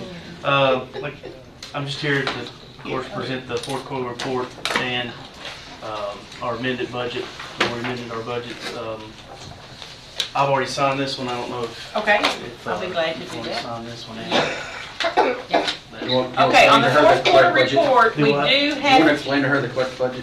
I think she's pretty well diverse in it. okay, we do have to accept the fourth quarter report on this. Normally we do not, but on fourth quarter, court does need to approve. I'll make that motion. Have a motion by Magistrate Gay, A second. second by Magistrate Bodner. Any discussion? All those in favor of accepting the fourth quarter report signify by saying aye. Aye. Any opposed, nay. Motion carries. And then we have a budget amendment. Anything you want to say about that, or just? No, I mean, unless y'all have any question about it, it's in front of Okay. you. I move that we approve the budget amendments as presented. Okay, have a motion by Magistrate Gay, second. Second. Magistrate Sleeper, any discussion? All those in favor of approving the amendment related to the 2023 annual budget for county clerk signify by saying aye. Aye. Any opposed, nay? Motion carried. All right. Thank all your people for us for doing an amazing job. I appreciate that. And Yep. and all through all that, and can I get a list of all the roads? Can you generate a list for each district with every road that's in the, I've ridden all these roads. I'd but love to We have can that. do that when we get our GIS. Yes, when we Okay. get- Yeah, because Okay. you all approved for us Yes. to get our Yes. GIS. That would We're be getting wonderful. training on that Thank you. at our next department head I would meeting. love that. And this is the Make check. sure I don't miss those Excess little fees check for- rice cart roads. And, Oh. There's Was that- excess fees. Yes, it's on here. It's on the agenda. It's on the agenda. I'm just thinking, how much? It's made up to you. It is? Old clerk's trick. Gotta do what you gotta do. All right, thank you for that. How are your people handling CAVUS and stuff like that? Luckily, we have people that have good experience and are hard workers, because there's a lot of offices in the state that are losing deputies. Luckily here, we have deputies that are experienced, you know, with 3 to 4 to 5 to 6 years that are working up there that know what they're doing, and when they hit a problem, they work through it and figure a way out for the customer. So, you know, we're still having to turn customers away sometimes when it's something that we can't fix, and Frankfurt won't help us fix. You know, it's sad that it's the state's saying that they ran out of money for the CAVUS team, as they call it. So they're, I think it's at the end of this month, they are cutting the CAVUS team, as they call it, in half. So there's going to be less people to help fix the bugs, as they call it, and there's going to be less people for our people to contact when we have an issue. So I honestly don't know when this will ever be a fully functioning system.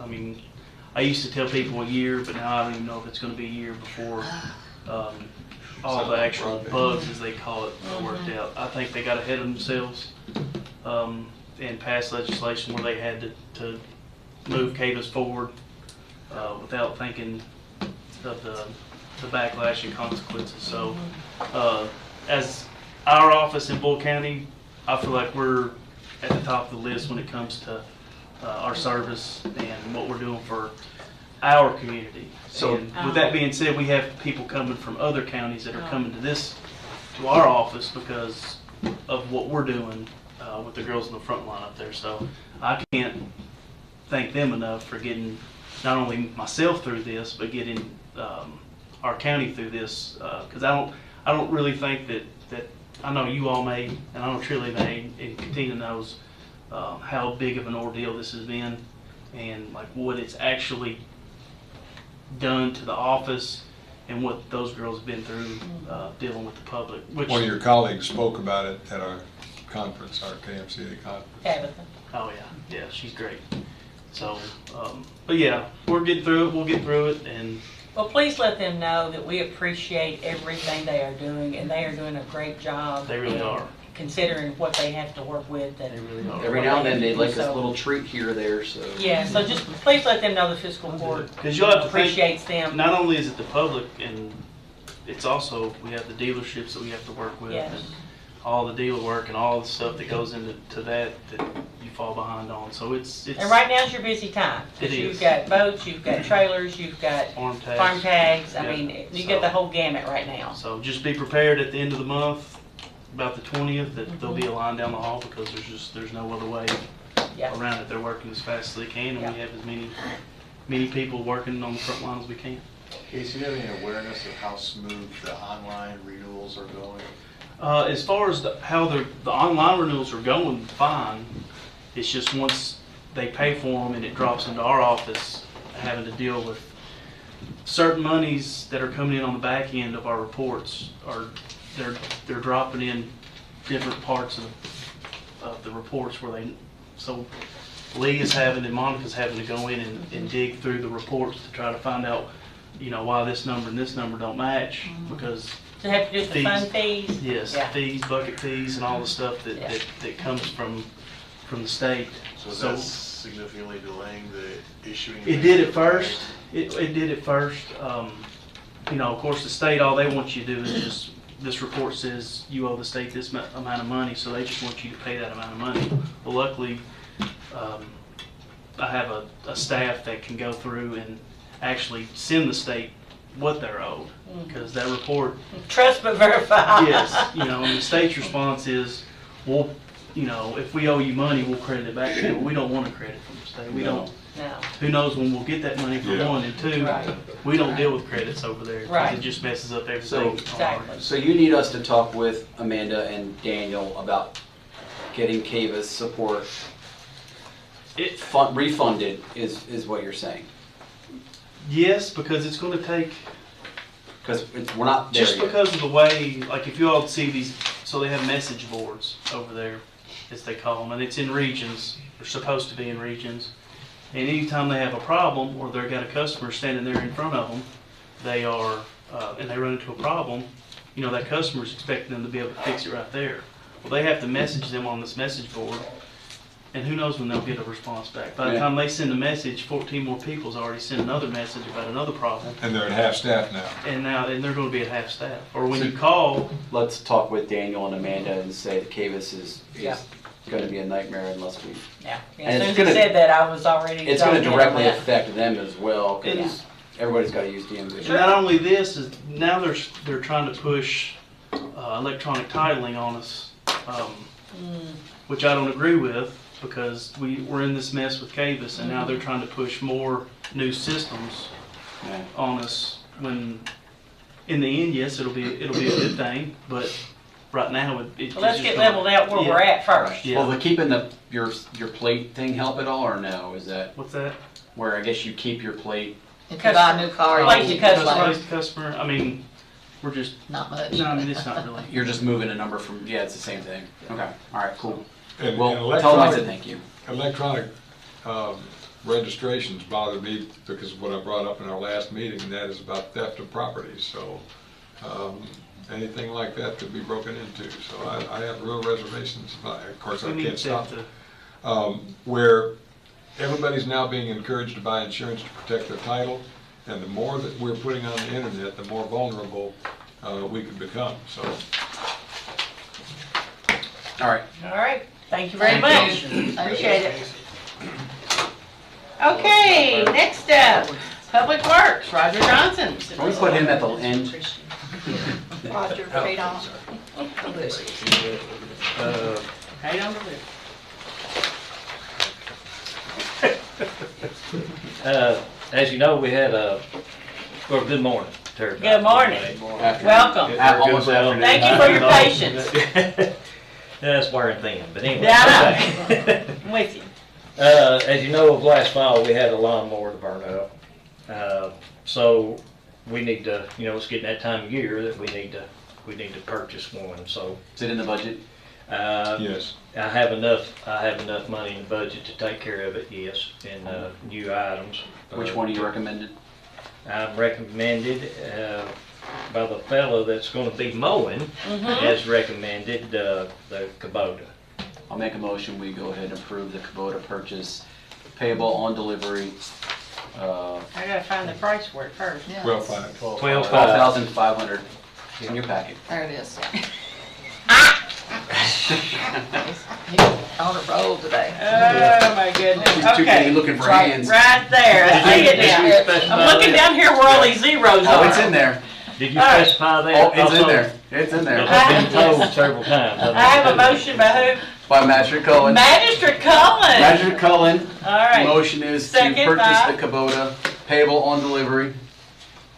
Did somebody second it? Yeah. Magistrate Ellis, second. Payable on delivery. Okay, any discussion? Get mowing. Get mowing. All those in favor of the motion signify by saying aye. Aye. Any opposed, nay? Tell your guy who Mr. Williams. Tell Webby to get going. Tell Webby who made that motion first, all right? The second motion gets, well, we'll sneak him in there. Yeah. Appreciate it. Good deal. Thank you. Thank you. All right. Roger. Recycling Director, Angie Muncy. Recycling grant. It's time to put in the recycling grant. Yes, so. it is. I'll make a motion, we apply for the recycling grant. Second. A motion by Magistrate Gay, second by Magistrate Cullen to apply for the recycling grant. Any discussion? Is this for tires and paint? No.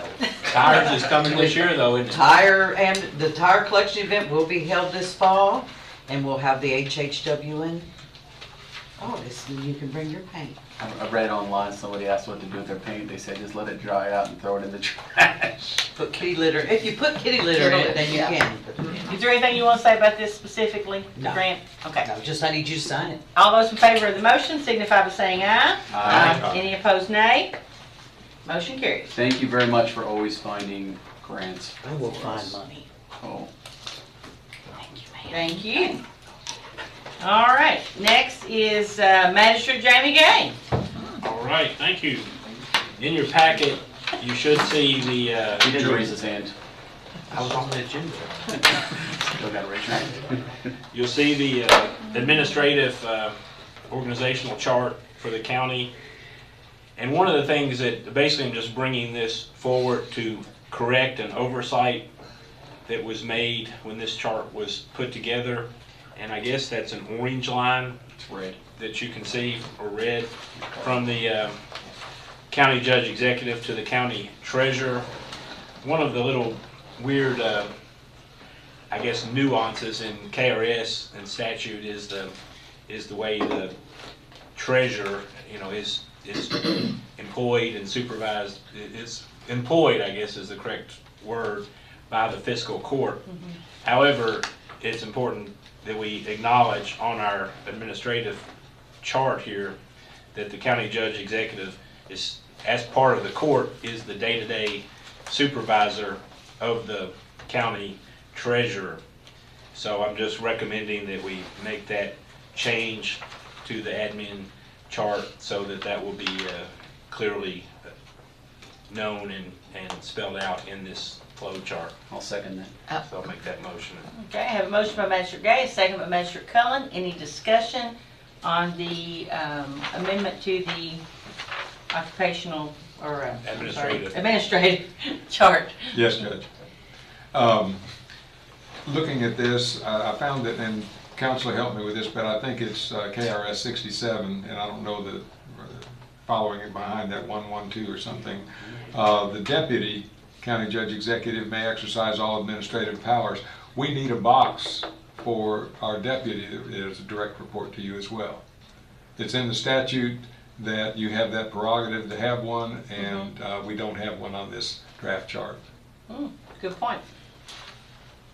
So I would ask you to amend your motion. I'm good with that. Where would that position fall in the chart?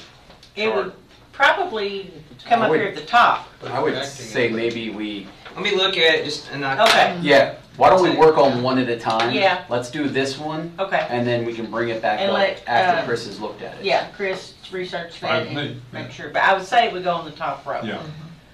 Okay, so back to the original motion. Inserting a line there to put the day-to-day operations activities under Judge Executive for County Treasurer. Okay, that line there. Okay. We have a motion. And a second. And a second. All those in favor of the motion signify by saying aye. Aye. Any opposed, nay. Motion carries. And then if you'll check on that for us, Chris. and Yes. We can do that at the next meeting. All right, then we have comp time policy. All right, and in the comp time policy, there are, I think, some things we need to, and we won't be able to solve this today. This is basically to initiate the conversation and the discussion, because our comp time policy needs some work. And there recently, and I had Katina included in the packet, there was recently in a timely manner an article by Rich Ornstein that addressed some of the issues with comp time. And the most current thing that we have, I guess, in play on comp time is related to an email from Steve dated February 28th, 2023 of last year, which states that the comp time policy has changed. Going forward, exempt employees are allowed to maintain a balance of up to 240 hours. This is the maximum balance, and then no hours will be accumulated above that. And again, that's for exempt employees. And the non-exempt employees may maintain no more than 80 hours, except for sheriff's, deputy, EMS, detention center, may still maintain up to 160 hours in the, in the 1.5 times accumulated kind of situation. So again, comp time is something that governments do in lieu of overtime pay. And I guess the areas of confusion to me and the things that need to be addressed and worked on is in our policy. It states that exempt employees are not, that they're not paid out, if you will. They can't take their comp time with them when they're separated from employment. So in essence, it really has no monetary value based on our current policy. So that's an issue we need to look at and address. Then I think we also need to look at and address the whole 240-hour situation, because you'll see from Rich's article that he wrote, down in the bottom right-hand column of that article, in that last bullet on that first page, it talks about how max comp time balances are 40 hours. And he's saying that these are things that he thinks are appropriate for a comp time policy, that the max comp time balances are 40 hours, the maximum comp time hours are a fiscal court decision.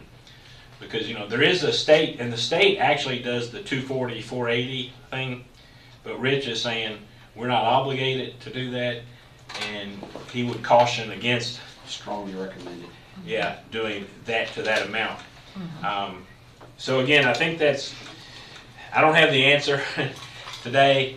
This is basically bringing these things to your all's attention that we need to address, including things we need to, I think we need to more clearly spell out how often our employees need to sign their comp time agreements. Rich recommends that you revisit it every 3 months, and that it be done every 3 months as to whether you want to continue to get comp time or not. We also... We do it twice. Yeah. We do it every 6 months. And so that's fine, whatever it is, as long as we have a... We used to do it at all. Right, right. And so as long as we have a position on that, I think that's important. And then, you know, then we just need to address the exempt.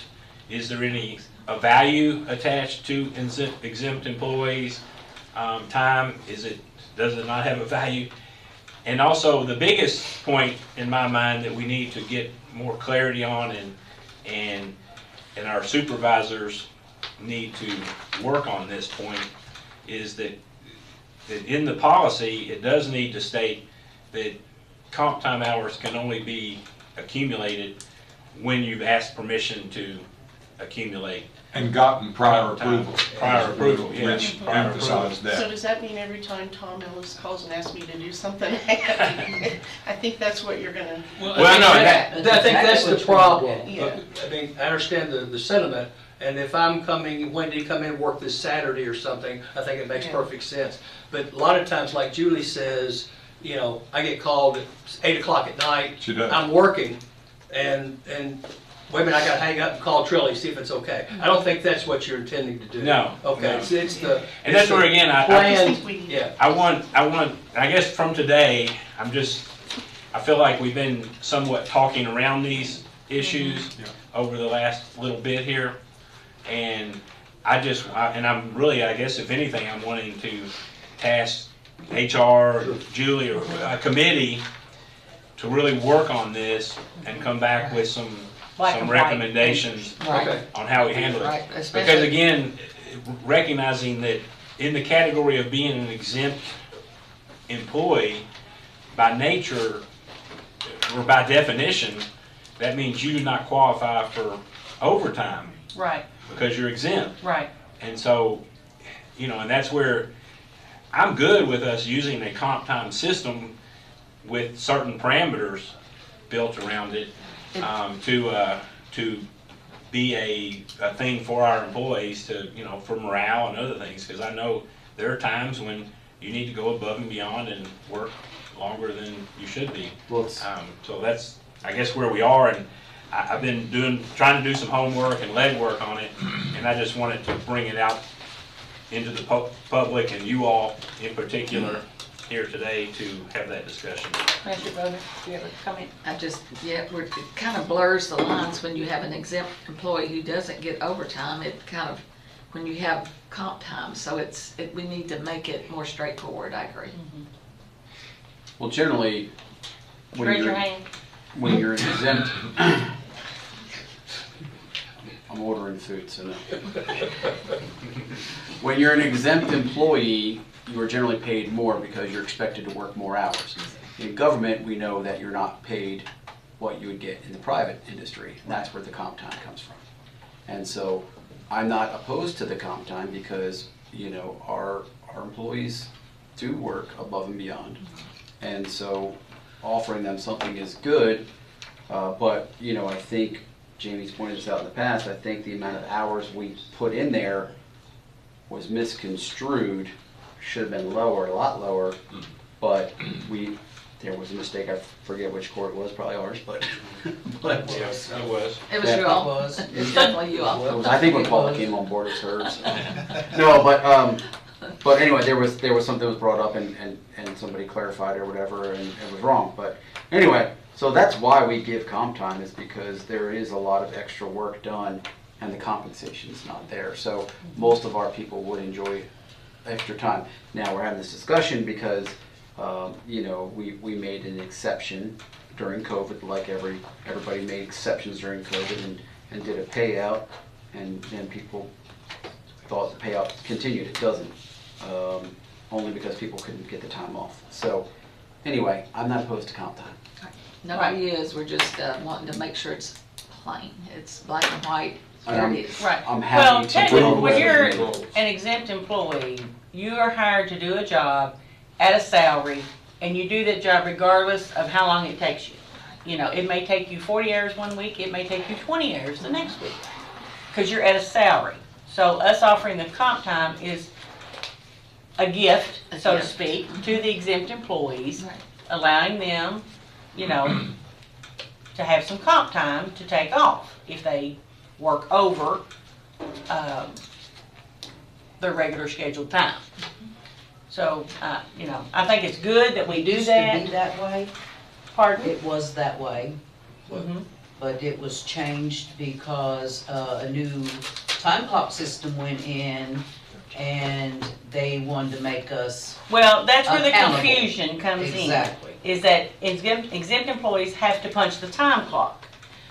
Well, Yep. that's to the make us problem. accountable to the Well, taxpayers. the problem is But that's that where your comp time ends up coming in. Yes. Because you're on the clock when you're working. Gotcha. yes, but that clock was necessary because we weren't always getting people. It's that one bad apple can ruin the bunch.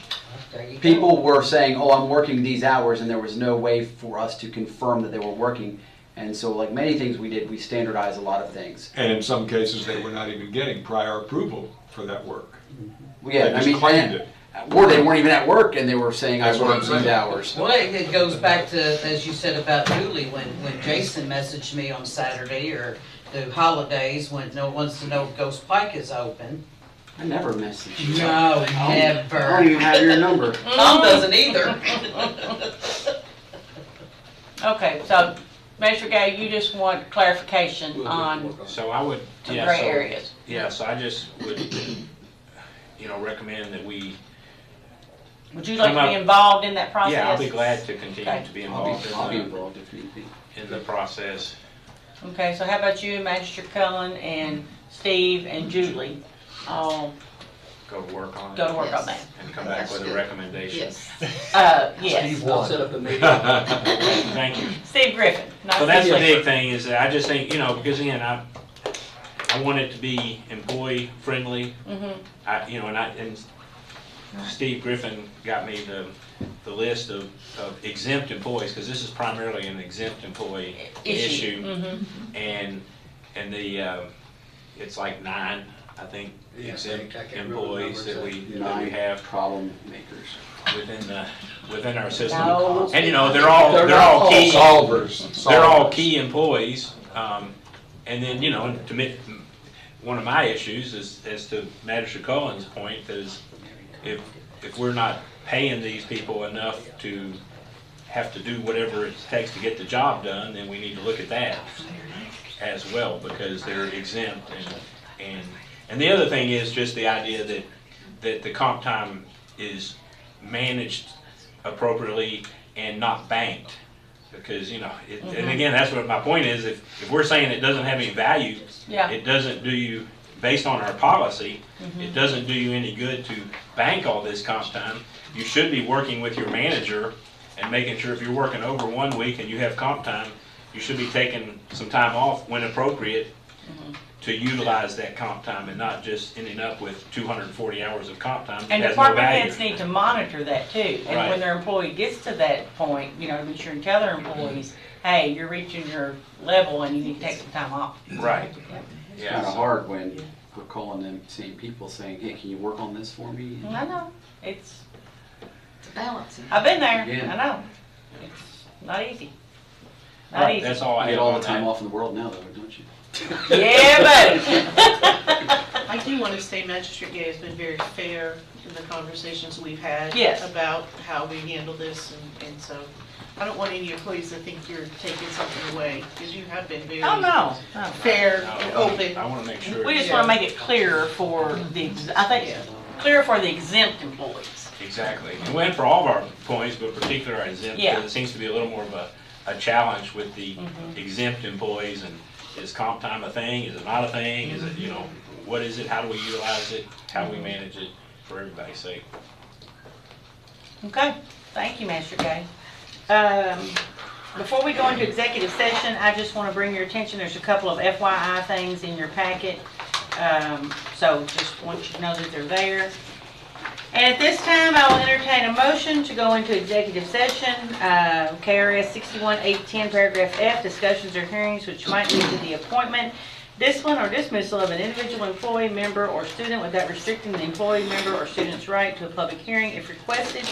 This exception shall not be interpreted to permit discussion of general personal matters in secret. Motion? Make a motion. Minister Bodner, second by Minister Gay. All those in favor signify by saying aye. Aye. Any opposed, nay. Okay, I'm going to ask that Steve Griffin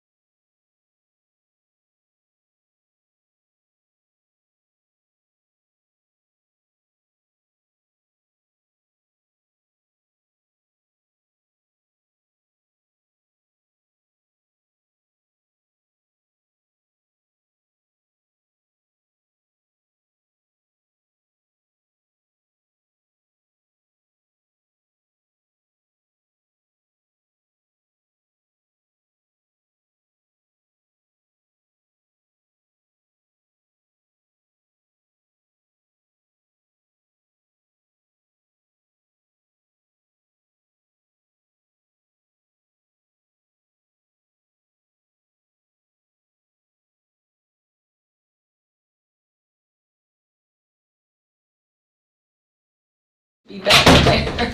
Had Well, I'm late. court. I don't have court today. Happy birthday tomorrow. Thanks. Happy Oh, birthday. good. Happy birthday. 20? We are live. It's not 105. Okay, as soon as we get Good catch. our fiscal court clerk back in here, we will be ready to come back into regular session. Let's see. I've lost my notes now.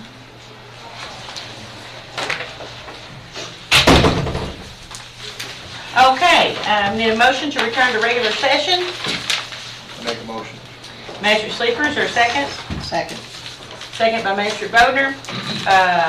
No action taken. All those in favor of the motion signify by saying aye. Aye. Any opposed, nay. Okay, we are out of executive session, and we are now up to magistrate reports. And Make a motion that we postpone magistrate reports. Too and that important. we adjourn our meeting. I have a motion on the floor to Second. abort magistrate reports Forego. and forego and adjourn. Second by Magistrate Gay. Is there any discussion? There is discussion. There are too many important issues. I can cover mine in less than 2 minutes. Let's vote on it. Okay, we'll call for a vote. All those in favor of the motion signify by saying aye. Aye. Raise your hand. Ayes. Ayes, raise your hand.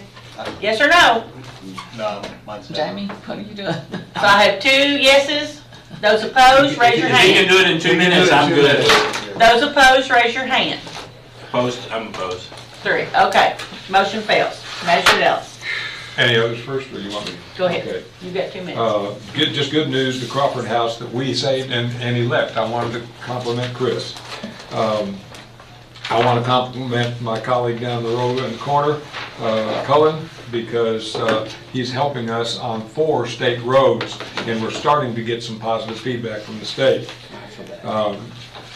I also want to compliment Magistrate Cullen on the help that we're getting. We have a small work group in Perryville on a library connection with downtown library, more in the future. Grave concerns that what we thought was going to be an outstanding annexation bill will be a good bill, but I would call it a B- at best, because we will not have the vote that we had to where we could put that down. Our obligation is going to be to work with our constituents to bring them out in mass with petitions if they are concerned about something happening in any district. And I'll commit right now to work with any magistrate in another district who has a problem with that to get petitions in their and my district as well. That's it, Judge.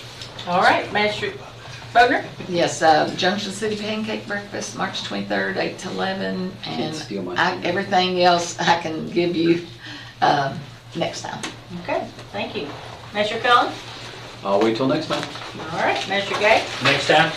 Magistrate Sleeper? Next homeless task force meeting is March 19th, 4:30, Detention Office Room 105. City Forum for Homelessness was rescheduled to March 20th, 4 p.m. at City Hall. Okay. All right. I have one comment, and that is the courthouse will be closed a half a day on Good Friday, which will be March the 29th. The courthouse will be closing at noon that day, and the county clerk's office will be closed all day that day. So they are taking the top half of that. All right, we have a motion to adjourn. So moved. Magistrate Gay, second by Magistrate Wagner. All those in favor signify by saying aye. Aye. Any opposed, nay. Motion carries. Thank you all. Appreciate your time, extra time today. You got time to marry him. Yeah. I got time to have a wedding. They coming here? Yes. We've got bid opening. Yes, we have a bid opening and a wedding at 2:30. You have a wedding at 2:30? What'd you get on my calendar? No, I didn't put it on there. Are we still live? Oh, you didn't? Okay. Darn.